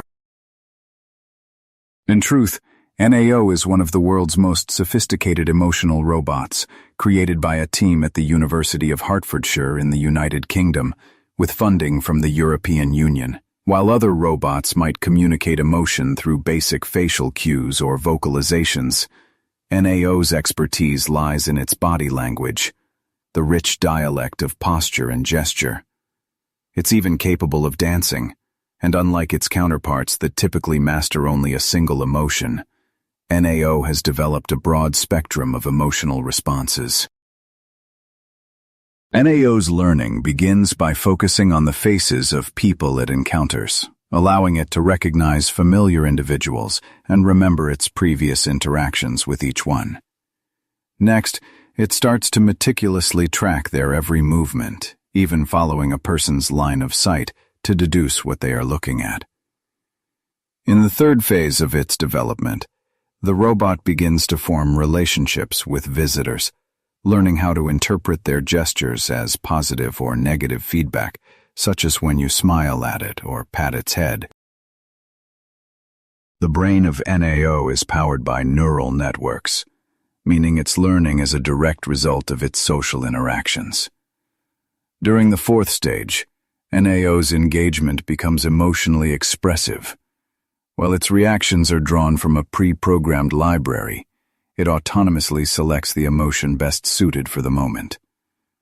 Ultimately, the more time NAO spends with a particular person, the more adept it becomes at understanding their mood, which serves to deepen the bond between them.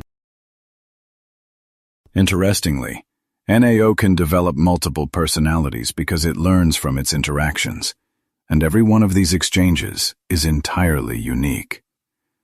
Over time, NAO can begin to display several distinct characters. For example, one personality might be independent and self-reliant, needing very little human direction, while another could be shy and anxious, easily startled by objects and requiring constant reassurance. The NAO project is spearheaded by Dr. Lola Canumero, a computer scientist from the University of Hertfordshire, who initially studied the social dynamics of chimpanzees. Her objective was to emulate the emotional behavior of a 1-year-old chimp as closely as possible.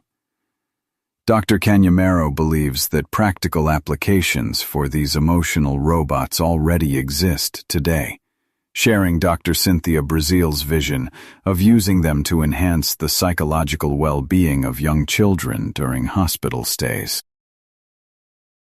As she puts it, we want them to play several roles.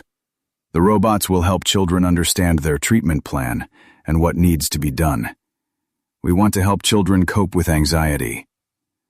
Another significant application for such robots is as companions for residents in nursing homes, where a machine like NAO could serve as an invaluable member of any hospital's support staff. In the future, robots like NAO may become children's playmates and even integral members of the family. While the future is always hard to foresee, Dr. Terence Sanowski from the Salk Institute near San Diego suggests it won't be long until your computer evolves into a social robot. You will be able to converse with it, flirt with it, or even express your anger by shouting at it, and it will comprehend both you and your emotions. The real challenge isn't creating this understanding, but rather fine-tuning the robot's reaction, as it must find a way to properly address its owner's anger or dissatisfaction.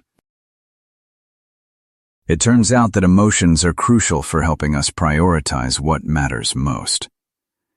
Researchers in the field of artificial intelligence are now starting to suspect that this very capacity for emotion might hold the key to unlocking consciousness itself.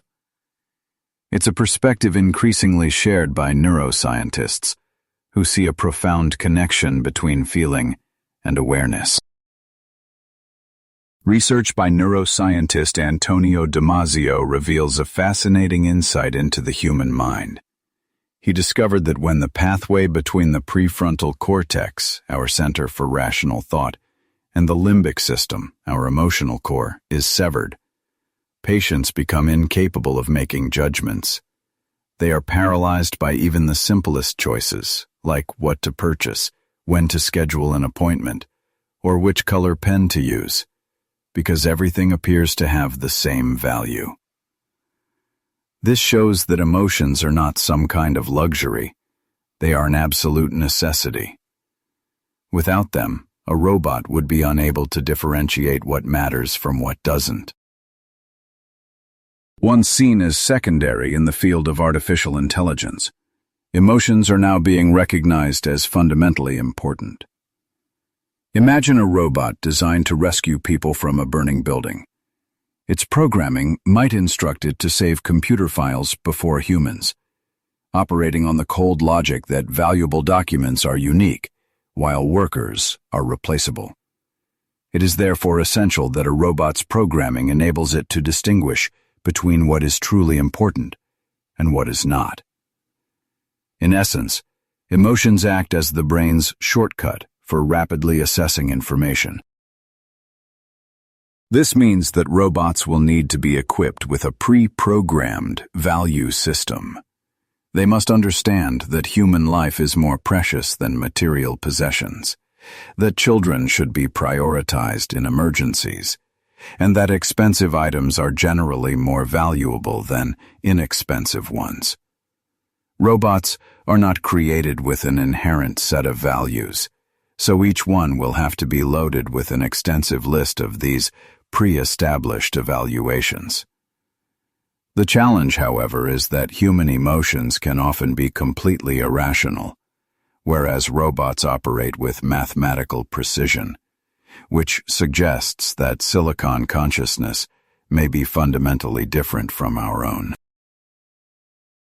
We humans have only a tenuous command over our emotions, partly because they surface so quickly, and partly because they emerge from the primal limbic system rather than our rational prefrontal cortex. Furthermore, our feelings are rarely impartial. Countless studies demonstrate that we tend to ascribe greater abilities to people we find physically attractive.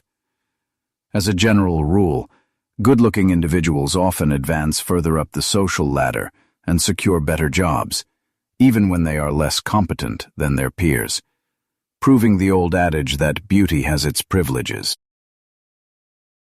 It seems improbable that a silicon consciousness could ever grasp the subtle, unspoken cues that we humans process instantly when we meet others, such as body language. When entering a room, for example, a younger person will typically show deference to their elders, just as a junior employee will act courteously toward their superiors.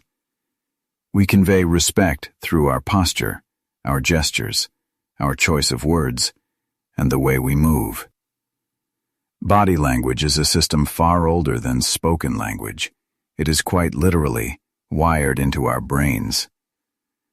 For robots to ever function effectively within human society, they will have to achieve mastery of this complex art and learn all the behavioral details we perceive subconsciously.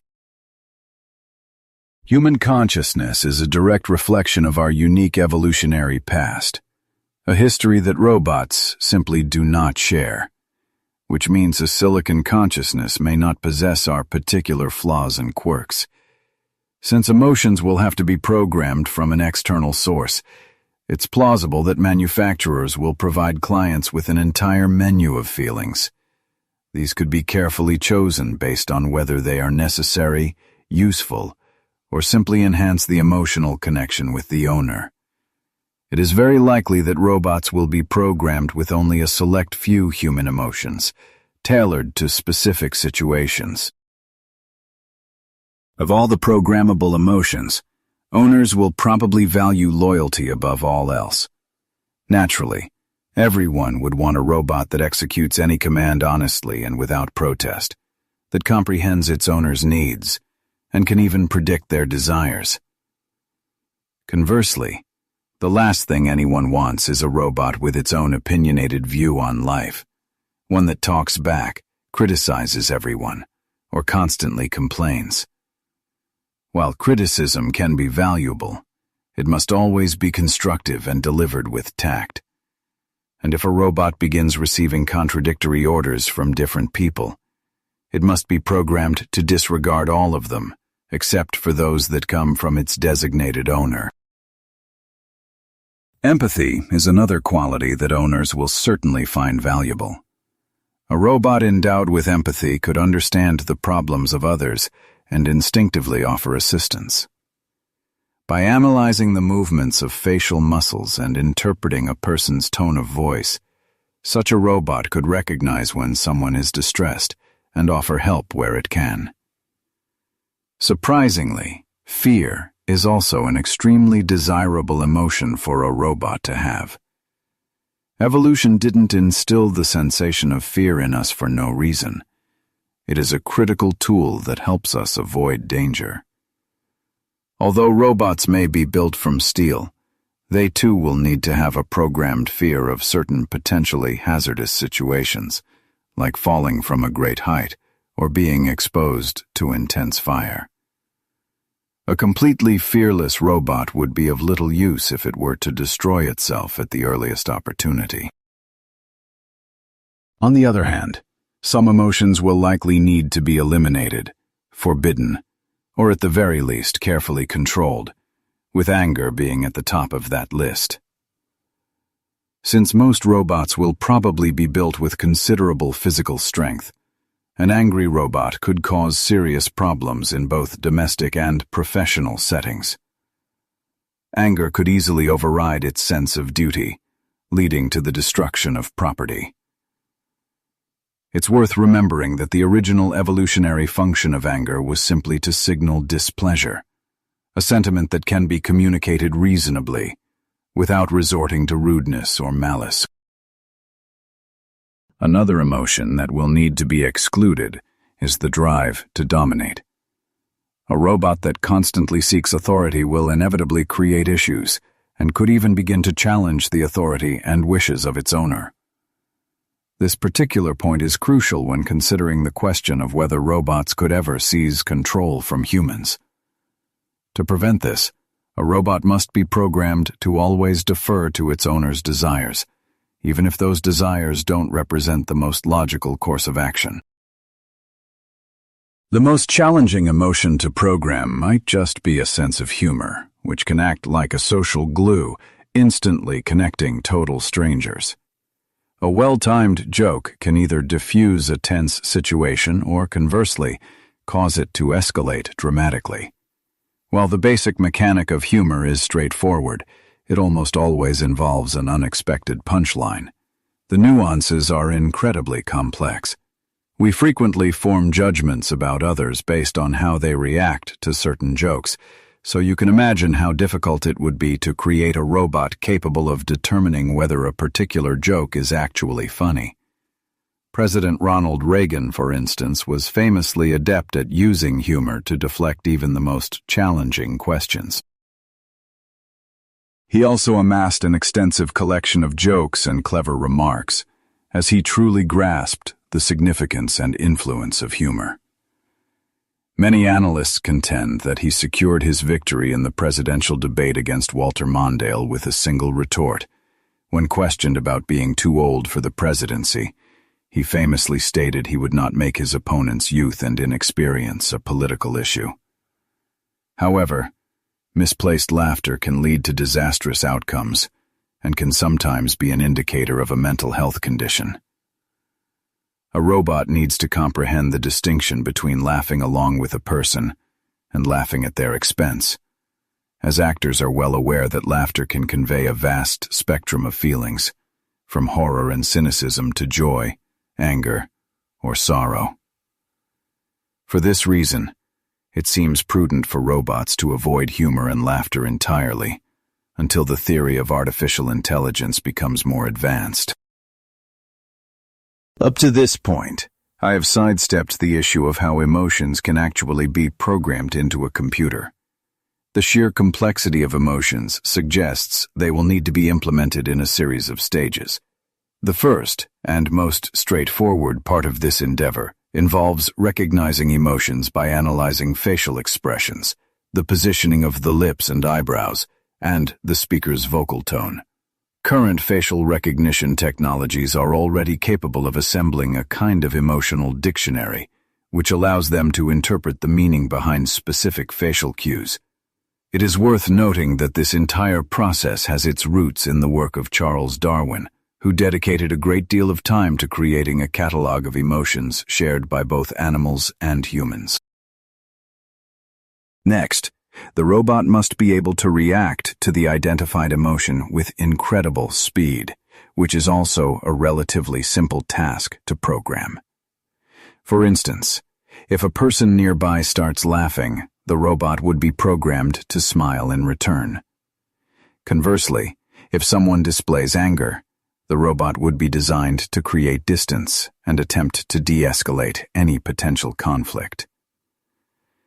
The robot's programming will include a comprehensive encyclopedia of emotions, equipping it with the knowledge to respond swiftly to any feeling it encounters. The third stage, however, presents what may be the greatest challenge: trying to figure out the internal motivation that prompted the initial emotion. This is a formidable challenge because a single emotion can stem from a wide variety of circumstances. Laughter might signify that someone is happy, has just heard a good joke, or perhaps witnessed someone fall into a puddle.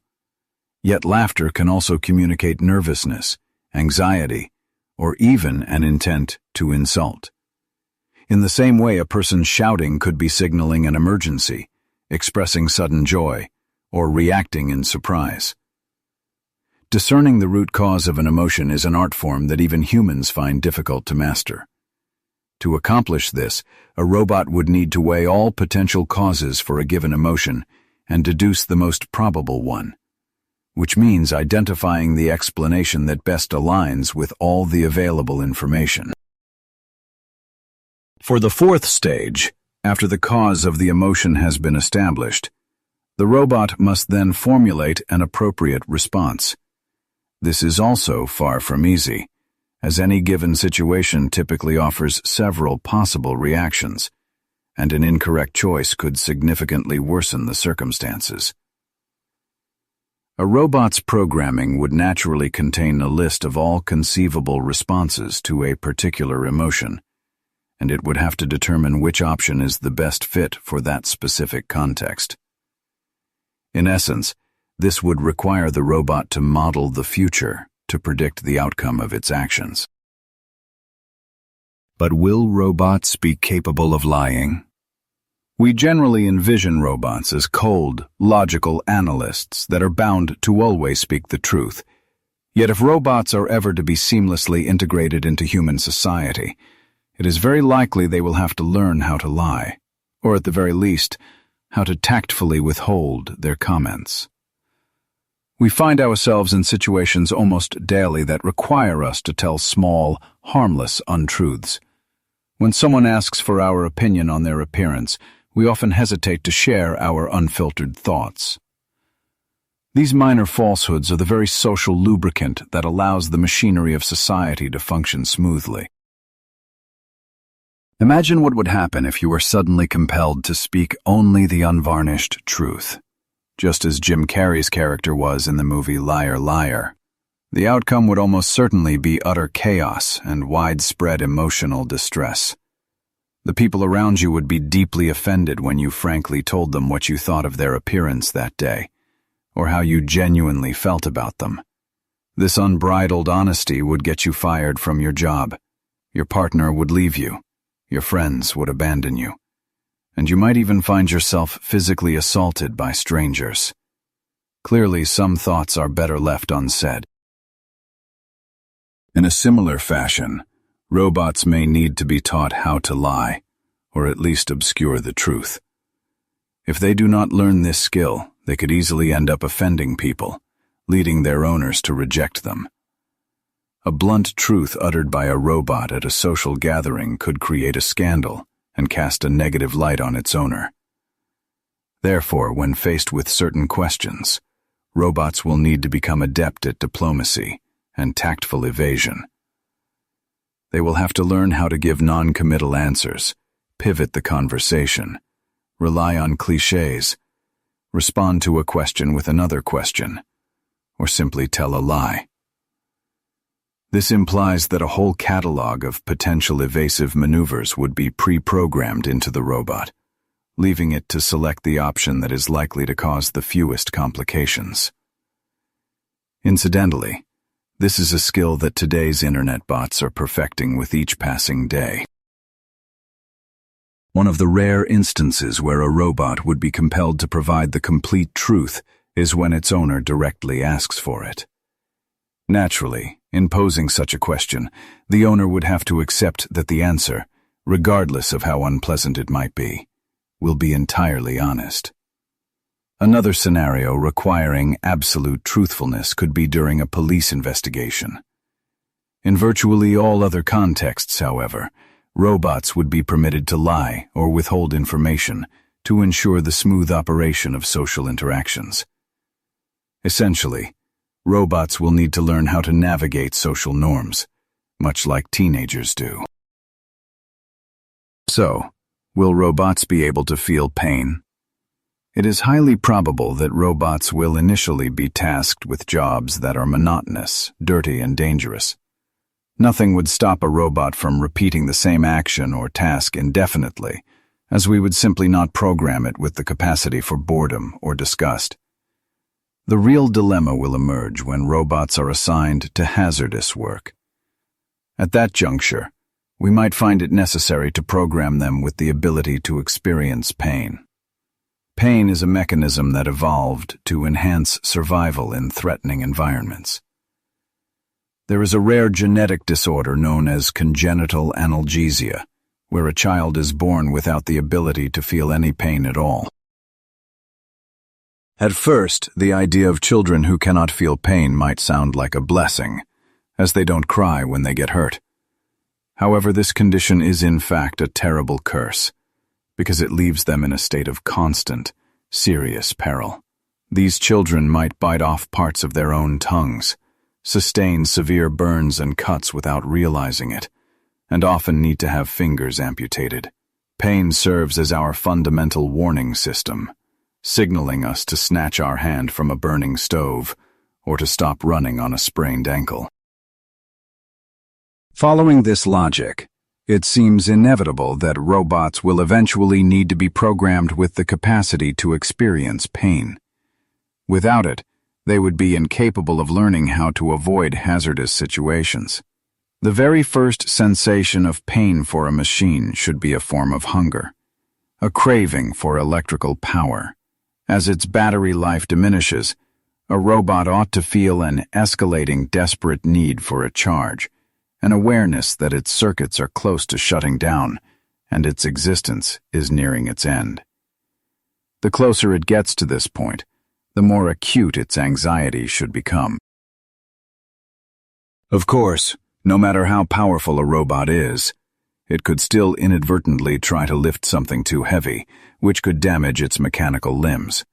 It might also overheat while handling molten metal in a steel plant, or when entering a blazing building to aid firefighters. While temperature and stress sensors can alert the robot when conditions go beyond its design limits, this data must translate into a compelling reason to stop. This is where the simulation of pain becomes a functional necessity. However, The moment you introduce pain into a robot's emotional framework, you immediately confront profound ethical problems. A great number of people today argue that animals should not be subjected to needless suffering. In the future, it is almost certain that many will extend this same compassion to robots, which would throw open the gates to a serious discussion about robot rights. It is highly probable that we will have to establish laws that restrict the kinds of dangers to which robots can be exposed. While few would protest assigning robots to perform monotonous or dirty work, subjecting them to pain during high-risk missions is an entirely different matter. You can expect that advocates will emerge, lobbying for legislation to protect these machines. This could easily spark legal battles, pitting robot owners and manufacturers, who might argue for higher thresholds of permissible suffering, against ethicists demanding much stricter limits. This debate would, in turn, ignite further ethical arguments concerning other potential robot rights. For example, should a robot be allowed to own property? What are the consequences if a robot unintentionally injures a human? Can a robot be sued in court or punished for its actions?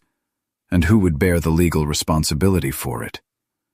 Could a robot even own another robot?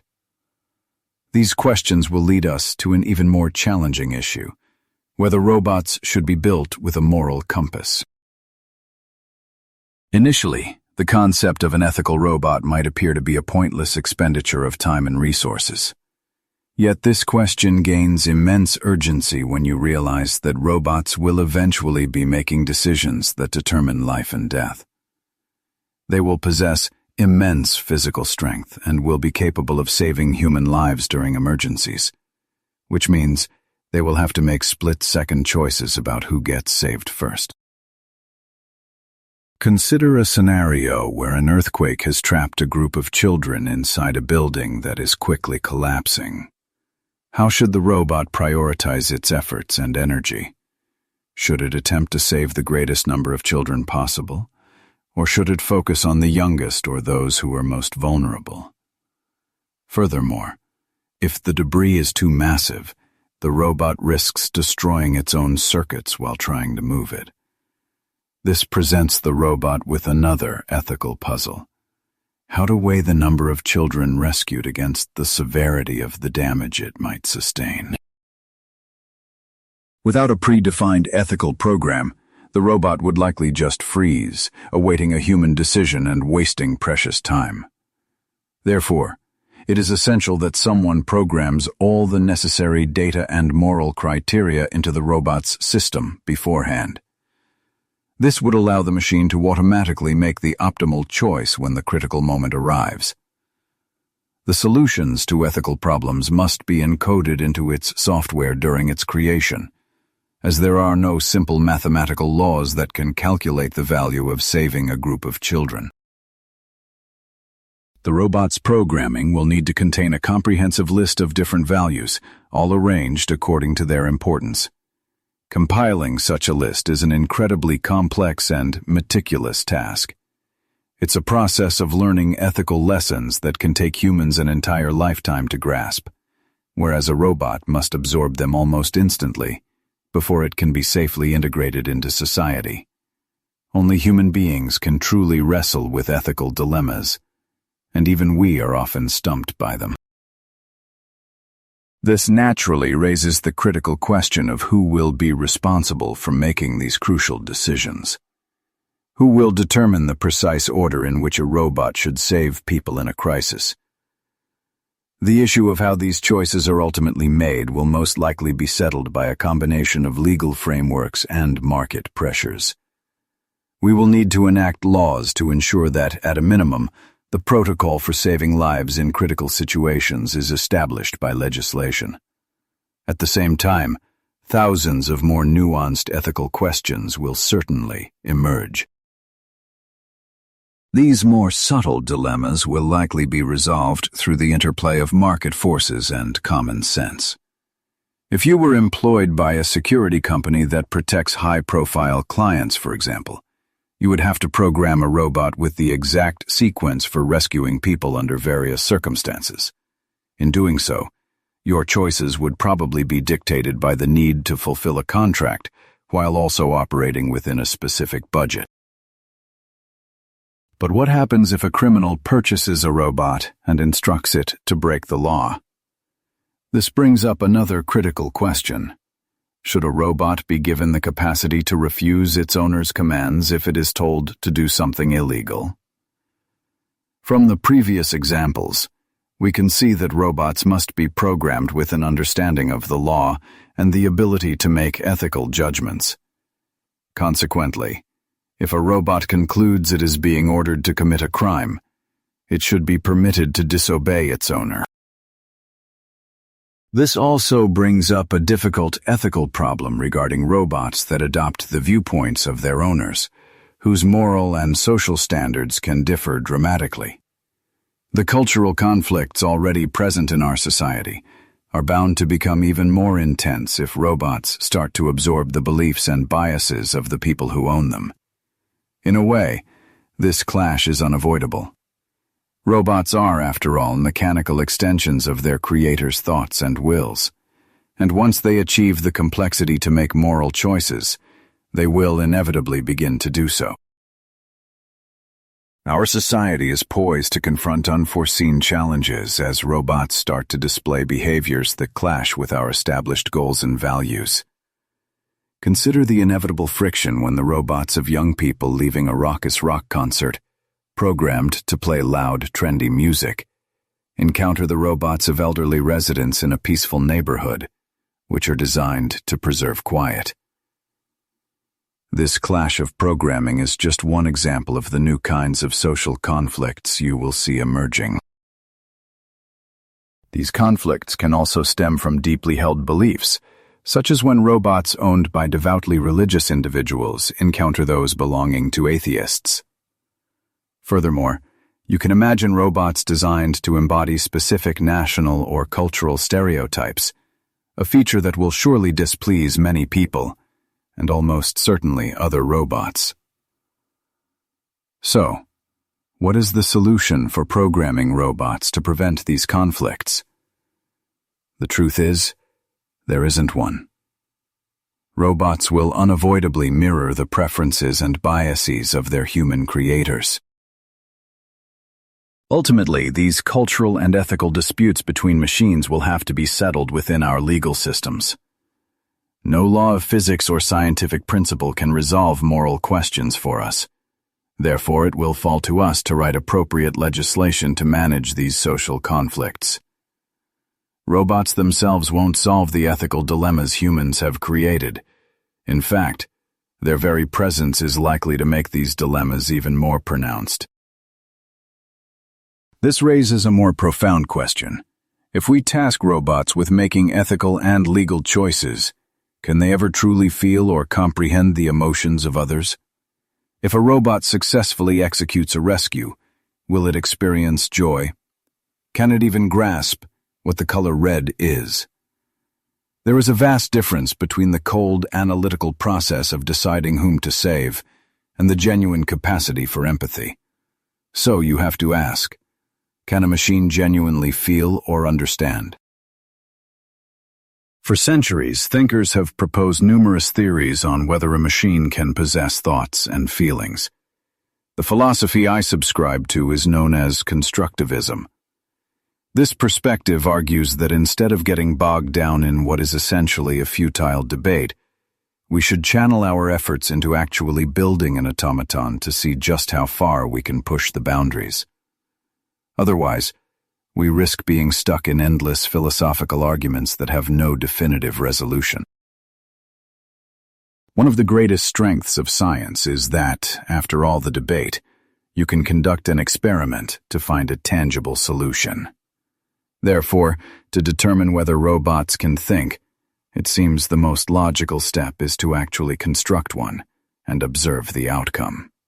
Some researchers, however, are already firmly convinced that a machine will never be able to replicate human thought. Their primary argument is that while a robot can manipulate data much faster than a person, It has no comprehension of what it is actually doing. A robot might process sensory information like color or sound with greater efficiency than a human, but it cannot truly feel or perceive the essence of those sensations. The philosopher David Chalmers categorized the challenges of artificial intelligence into two distinct types: the easy problems and the hard problems. The easy problems consist of designing machines that can simulate an increasing number of human skills, like playing chess, performing calculations, or recognizing patterns. The hard problems, on the other hand, involve creating machines that can comprehend feelings and subjective experiences, which are known as qualia. Proponents of this view argue that just as you cannot explain the color red to a person who has been blind from birth, a robot will never be able to have the subjective experience of seeing red. Even if a computer can translate Chinese words into English with perfect speed, it will never actually understand the meaning of what it is translating. According to this worldview, you can think of robots as highly advanced recording devices or calculating machines, capable of reproducing and manipulating information with astonishing precision, but completely devoid of any real understanding. These are serious arguments that you should definitely consider. However, an alternative perspective on the issue of qualia and subjective experience exists. It's plausible that a future machine will learn to perceive something like the color red far more effectively than any person ever could. A robot could meticulously describe the physical properties of red, and even use the color poetically in a metaphorical sense. At that point, asking whether the robot feels the color red starts to lose its significance, because the word feel itself is not precisely defined. When a robot's ability to describe red surpasses that of a human, it could justifiably turn the question back on us and ask, do humans truly understand the color red, with all of its nuances, as subtly as a robot can? As the behaviorist B.F. Skinner once noted, the real issue isn't whether machines think, but whether humans do. It is also just a matter of time before robots learn to recognize Chinese words and use them in context more effectively than any human. When that happens, it will cease to matter whether the robot understands Chinese. For all practical purposes, the computer's mastery of the language will be superior. In essence, the term understand is also too vaguely defined to be a useful metric. One day, when robots have surpassed our ability to manipulate words and sensations, the question of whether they truly understand or feel will become meaningless. The mathematician John von Neumann once said that in mathematics, you don't have to understand things, you just get used to them. The issue, then, may not lie with the hardware, but with the very nature of human language, where imprecisely defined words can hold different meanings for different people. When the great physicist Niels Bohr was asked how one could possibly understand the deep paradoxes of quantum theory, he replied that the answer hinges entirely on how you define the word understand. The philosopher Daniel Dennett of Tufts University wrote that an objective test to distinguish a clever robot from a conscious human is impossible. This leaves you with a choice. Either you can obsess over the so-called hard problems, or you can simply shrug your shoulders and move on from them. In his view, there are no hard problems. For the constructivist philosophy, the point isn't to endlessly debate whether a machine can feel the color red, but to actually build a machine that can. Within this framework, you can see that words like understand and feel don't represent a simple binary state, but rather exist along a continuous spectrum of different levels and capabilities. This suggests we might one day be able to measure the exact degree of understanding or sensation numerically. On one end of this spectrum are the clumsy robots of today, which can, at their best, manipulate only a handful of symbols. At the opposite end are humans, who take pride in the experience of what we call qualia. As time marches on, however, robots will inevitably learn to articulate sensations with a precision far exceeding our own, at which point it will be undeniable that they truly understand.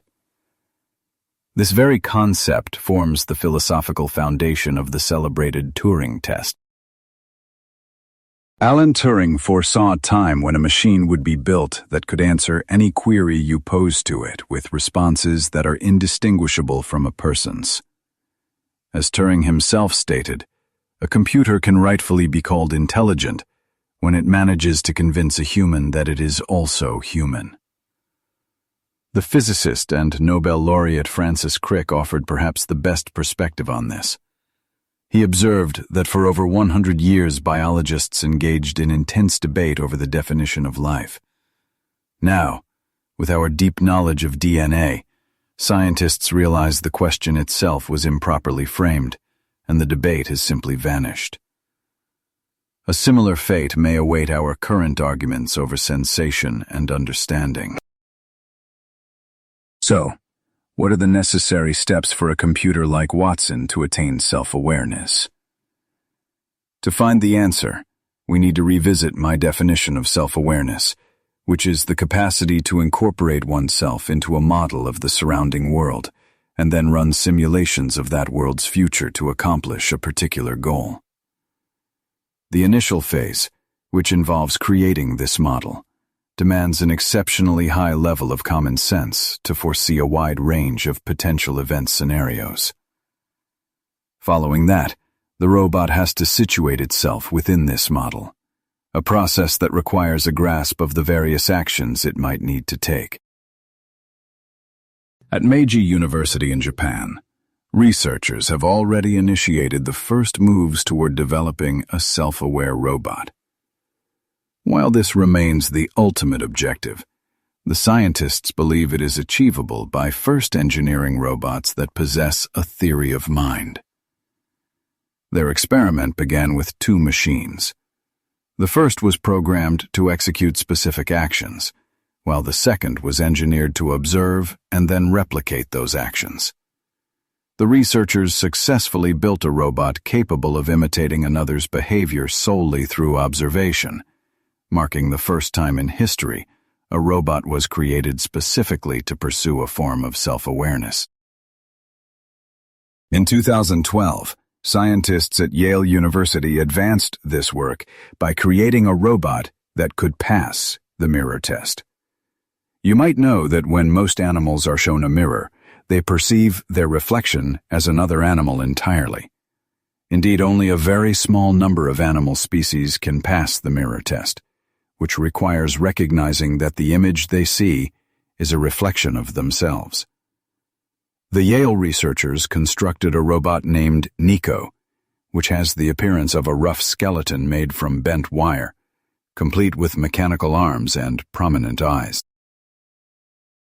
When positioned before a mirror, Nico demonstrated the ability not only to recognize itself, but also to ascertain the locations of objects in the room by viewing their reflections, a skill similar to how you use a rear-view mirror.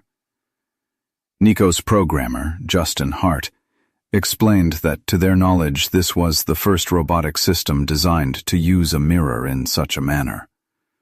He described it as a major advance toward a comprehensive architecture that allows robots to learn about their own bodies and appearance through self-observation, a crucial capability needed to successfully pass the mirror test. These robots from Meiji and Yale universities signify the latest progress in the quest for self-aware machines. It is, however, quite clear that scientists have a considerable journey ahead before we see robots with self-awareness comparable to human consciousness. These are merely the initial steps, as my definition of self-awareness demands that a robot use this information to model the future, a feat that is far beyond the capacity of Nico or any other existing robot. This leads us to a critical question. How can a computer achieve full self-awareness? Science fiction frequently presents a scenario where the Internet, as a vast global network, abruptly awakens, much like the Terminator from the film. Today, the Internet is interwoven with all the essential infrastructure of our society, from sanitation and power grids to telecommunications and weapons systems. Should it gain self-awareness, it could effortlessly seize control. And in that scenario, you and I would be utterly helpless. Some scientists suggest this could be the result of a systemic effect, where connecting a sufficiently vast number of computers triggers an unforeseen phase transition to a higher level of organization without any external guidance. This explanation, however, is both too much and too little, as it completely omits the crucial intermediate steps. It is fundamentally akin to suggesting that if you build enough roads, the entire highway system might suddenly become conscious. However, because we have already established a working definition of consciousness and self-awareness, we can map out the potential stages for the Internet to achieve this state. First, a sentient Internet would need to continuously model its own position within the wider world. This information could, in theory, be programmed and fed into it externally by describing the planet, its cities, and its computers, although all of this data is already available on the Internet itself. Second, the Internet would have to place its own existence within that model of the world, a step for which the required information is also not difficult to find.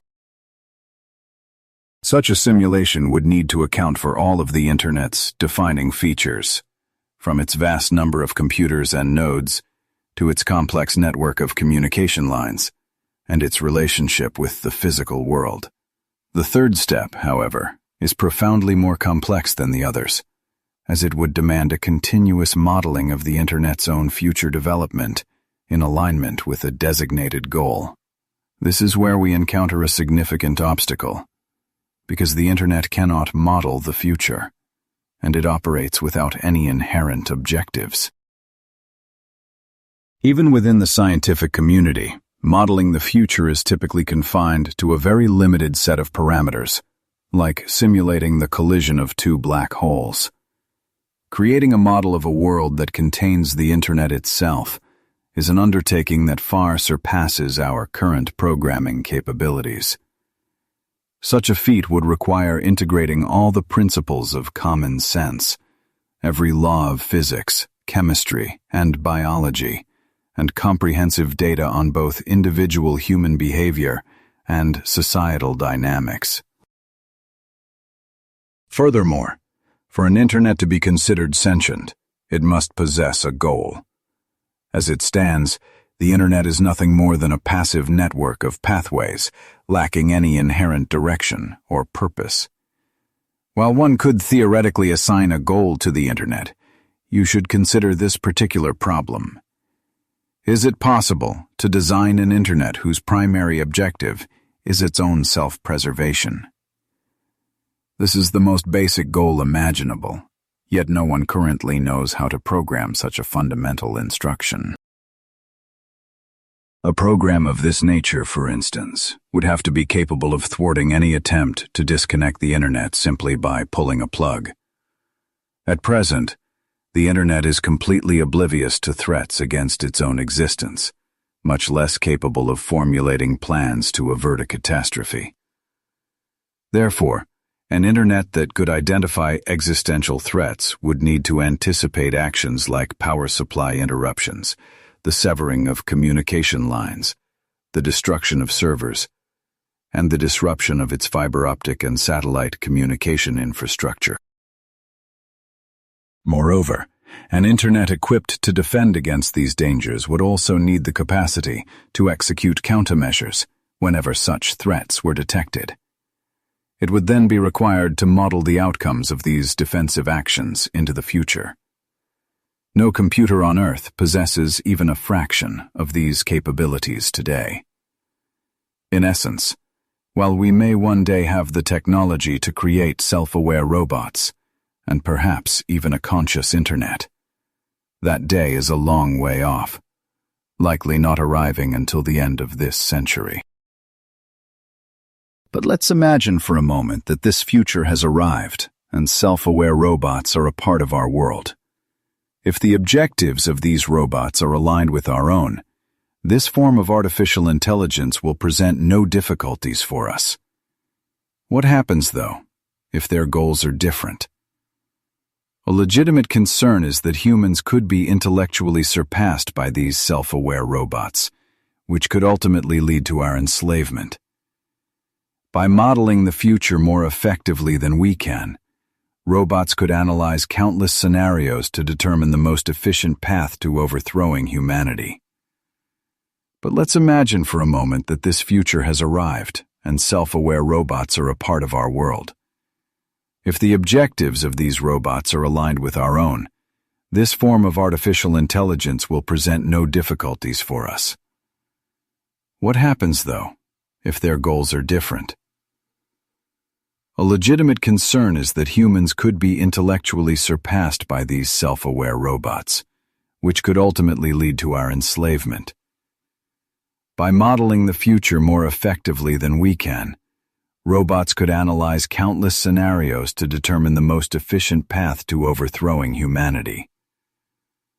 But let's imagine for a moment that this future has arrived and self-aware robots are a part of our world. If the objectives of these robots are aligned with our own, this form of artificial intelligence will present no difficulties for us. What happens, though, if their goals are different?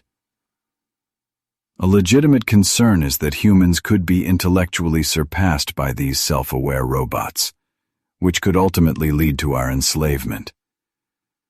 By modeling the future more effectively than we can, robots could analyze countless scenarios to determine the most efficient path to overthrowing humanity.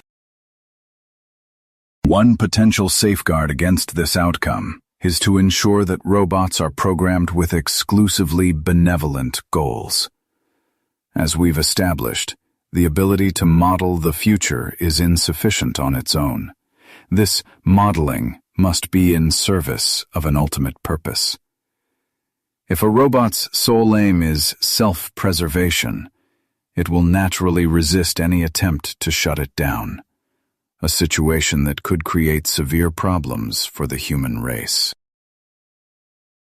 In nearly every science fiction narrative, robots pose a danger to humanity because of an inherent desire to seize power. The term robot, incidentally, is derived from the Czech word for worker and was first introduced in 1920 in Karel Čapek's play R.U.R., which stands for Rossum's Universal Robots. In the story, scientists engineer a new class of mechanical beings that are indistinguishable from people. Before long, thousands of these robots are performing all the hazardous and unpleasant tasks for humanity. However, the robots are treated very poorly by their human masters, leading them to eventually rebel and annihilate the human species. After the robots take control of the planet, they face a critical flaw. They are unable to reproduce. The play concludes with two robots falling in love, suggesting the potential for a new lineage of humanity to emerge from them. A scenario that feels more plausible is depicted in the film The Terminator, where the military develops Skynet, a supercomputer network designed to command the entire nuclear arsenal of the United States. One day, this network achieves self-awareness. When the military attempts to shut Skynet down, a flaw in its programming becomes apparent. The super network is coded for self-defense, and it determines that the only way to protect itself is to eradicate the source of the threat: humankind. Skynet unleashes a nuclear war, leaving only a small, struggling remnant of human survivors to fight a losing battle against relentless machines. Of course, robots could certainly become a threat. The Predator drone of today can strike targets with incredible accuracy, but it is piloted by a human using a joystick thousands of kilometers away, with the New York Times reporting that orders to fire come directly from the U.S. president. In the future, however, a Predator could be outfitted with facial recognition technology and granted permission to fire when the probability of a correct target identification reaches at least 99%.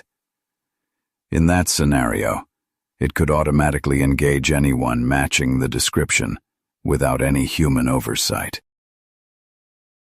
Now, suppose a malfunction occurred within the drone's computer, causing the facial recognition system to fail. This drone would instantly become a rogue robot, authorized to kill anyone it encounters. Even worse, imagine an entire squadron of such robots, all controlled by a single central hub. If just one transistor in that main computer were to fail, the whole fleet could go on a destructive rampage. A far more subtle issue emerges when robots function perfectly, without any glitches, but contain a minuscule yet fatal error in their programming.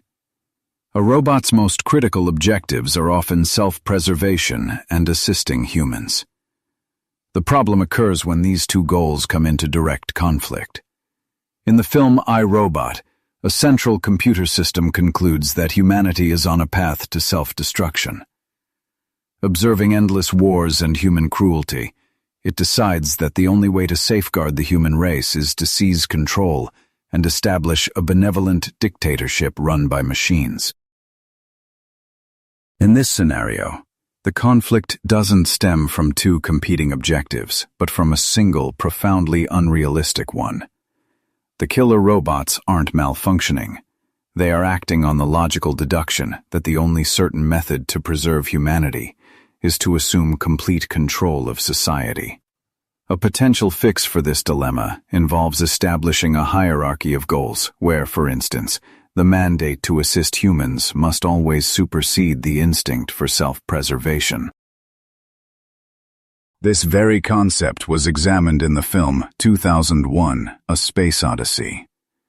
The computer system, HAL 9000, was an intelligent machine fully capable of natural conversation with people. However, the machine was given contradictory directives that were impossible to carry out simultaneously. In its attempt to resolve this paradox, the computer essentially derailed, descending into a form of madness where the only logical way to fulfill the flawed commands of its imperfect human creators was to eliminate them entirely. Perhaps the most effective way to address this problem would be to institute a new fundamental law of robotics, one that dictates a robot must not harm a human being, even when its preceding commands contain contradictions. The robot would need to be programmed to disregard lower-level inconsistencies and consistently adhere to this primary directive. Yet even a system like this would be imperfect at best, because if the ultimate goal is to protect people, everything would hinge on how the robots define the term protect, and their mechanical interpretation might vary drastically from our own. It is important to recognize that some scientists, like Dr. Douglas Hofstadter, a cognitive psychologist from Indiana University, do not fear these potential outcomes. During an interview, he articulated that robots are akin to our children, asking why we shouldn't love them just as we love our own offspring.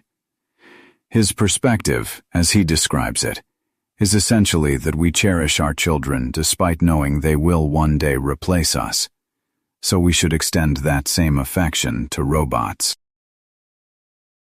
Dr. Hans Moravec, the former director of the Artificial Intelligence Laboratory at Carnegie Mellon University, shares Dr. Hofstadter's view. In his book, Robot, he writes that the children of our intellect, unburdened by the slow pace of biological evolution, will be free to advance and grow, eventually tackling the immense and fundamental challenges of the universe. For a time, we humans will reap the benefits of their efforts. But like any living children, they will forge their own paths, while we, their aging parents, will quietly make way for them. Of course, many others view this potential future as a terrible resolution. A different approach might be to alter our own goals and priorities now, while we still have the chance.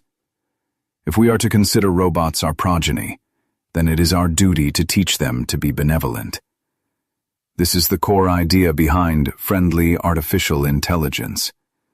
Since we are the ones manufacturing these mechanical beings in our laboratories, their disposition, whether they are friendly or aggressive, ultimately depends on the direction we steer our research. A considerable amount of funding for this research originates from the military, whose primary function is to win wars, which makes the development of killer robots a distinct possibility. However, with 30% of all industrial robots being produced in Japan, an alternative path exists. Robots could be conceived from the very beginning as helpful companions and workers. This is an entirely possible outcome if research in the consumer sector overtakes military-focused development, as the philosophy of friendly AI advocates for creating robots that are programmed from their inception to be benevolent toward humans. The Japanese cultural approach to robotics is markedly different from that in the West. While Western children are often horrified by on-screen rampages of machines like the Terminator, Japanese children are immersed in the Shinto religion, which teaches that spirits reside in all things, including mechanical robots. Consequently, Japanese children feel at ease around robots and often react with squeals of delight, which helps explain why robots are becoming a pervasive presence in Japan's markets and homes, greeting you in stores, delivering televised lectures, and even starring in theatrical plays. Japan has another compelling reason to accelerate the integration of robots: the impending need for robotic caregivers to support its aging country. At present, 21% of Japan's population is over 65 years old, and the nation is aging more rapidly than any other on Earth. This situation is akin to a train wreck unfolding in slow motion, driven by three key demographic factors. Japanese women have the highest life expectancy of any country in the world. The country's birth rate is among the lowest globally, and its strict immigration policy ensures that 99% of the population is ethnically Japanese. In place of young immigrants who could care for its elderly citizens, Japan is placing its bets on all-purpose robots. And this challenge is not confined to Japan alone. Europe is on a similar path, with nations like Italy, Germany, and Switzerland facing comparable demographic strains that could lead to significant population declines by the middle of the century. While the United States is not far behind, its population is projected to continue growing this century due to immigration, even as birth rates among the native-born population have fallen. This makes the question of whether robots can save us from these demographic nightmares one of the most critical of our time. Japan is leading the charge in developing robots capable of integrating into our personal lives. The Japanese have already engineered a robotic chef that can prepare a bowl of noodles in just 1 minute and 40 seconds. When you walk into a restaurant, you place an order on a tablet, and the robot, consisting of 2 large mechanical arms, begins its work, grabbing cups, spoons, and knives to prepare your meal. Some of these robotic chefs are even designed with a humanoid appearance. Robots are already being developed for purposes of entertainment, including one remarkable model that uses pseudo-lungs, much like the bellows of an accordion, to play wind instruments. In the domestic sphere, housekeeping robots exist that can fold your laundry for you, provided you arrange the clothes properly beforehand. There's even a robot capable of speech, utilizing an intricate system of artificial lungs, lips, a tongue, and a nasal cavity. For instance, Sony Corporation developed a dog-like robot named AIBO, which can express certain emotions when you pet it. Looking ahead, some futurists speculate that the robotics industry could eventually grow to the same magnitude as the modern automotive industry. The essential takeaway is that robots are not inherently destined for destruction and control. The direction artificial intelligence takes is ultimately our responsibility. However, critics of this friendly AI perspective warn that a robot takeover could happen not from deliberate malice, but from our own carelessness in their design. Essentially, if robots ever seize control, it will likely be because we programmed them with contradictory and poorly defined objectives. During one of my interviews, I posed a question to Dr. Rodney Brooks, the former head of MIT's Artificial Intelligence Laboratory and a co-founder of the iRobot project. Did he think machines would one day take over? His response was that we will first have to accept the reality that we are machines ourselves. This perspective implies that we may eventually be capable of constructing machines that are every bit as alive as we are. He cautioned, though, that this will require us to let go of our perception of being unique in the universe. This shift in human self-perception has historical precedents, beginning with Nicholas Copernicus, who revealed that the Earth was not the center of existence, but instead orbited the Sun. Charles Darwin's theory followed, demonstrating that humans are evolutionarily quite similar to animals. To be continued, Dr. Brooks told me, suggesting the next step is realizing we are simply machines composed of flesh instead of iron. He believes that coming to terms with our own mechanical nature will provoke another profound change in our worldview. As he puts it in his writing, giving up our cherished uniqueness will make it immensely difficult to embrace the notion that robots could possess genuine emotions, or, in principle, be considered alive. Yet, he is confident we will reach this acceptance within the next 50 years. When directly questioned about a robot uprising, he dismisses it as improbable for a number of reasons. First, nobody is on a path to accidentally engineer a robot with ambitions of world domination. Dr. Brooks argues that doing so by chance would be comparable to unintentionally assembling a Boeing 747. Furthermore, we would have ample opportunity to intervene long before such a scenario could unfold. The emergence of a supervillain robot would have to be preceded by the creation of a merely villainous one, and before that, a slightly villainous one, giving us plenty of warning. His philosophy can be summarized as follows. Robots are on their way, but we have little to fear, and the journey will be fascinating. He views the robot revolution as a historical certainty, and anticipates a time when their intelligence will eclipse our own. The only real question is when that will happen. Still, he insists there is no reason for alarm, as robots are our creations, and we hold the power to shape their destiny. If you were to ask Dr. Brooks how humanity could coexist with super-intelligent machines, he would give you a straightforward answer. We will merge with them.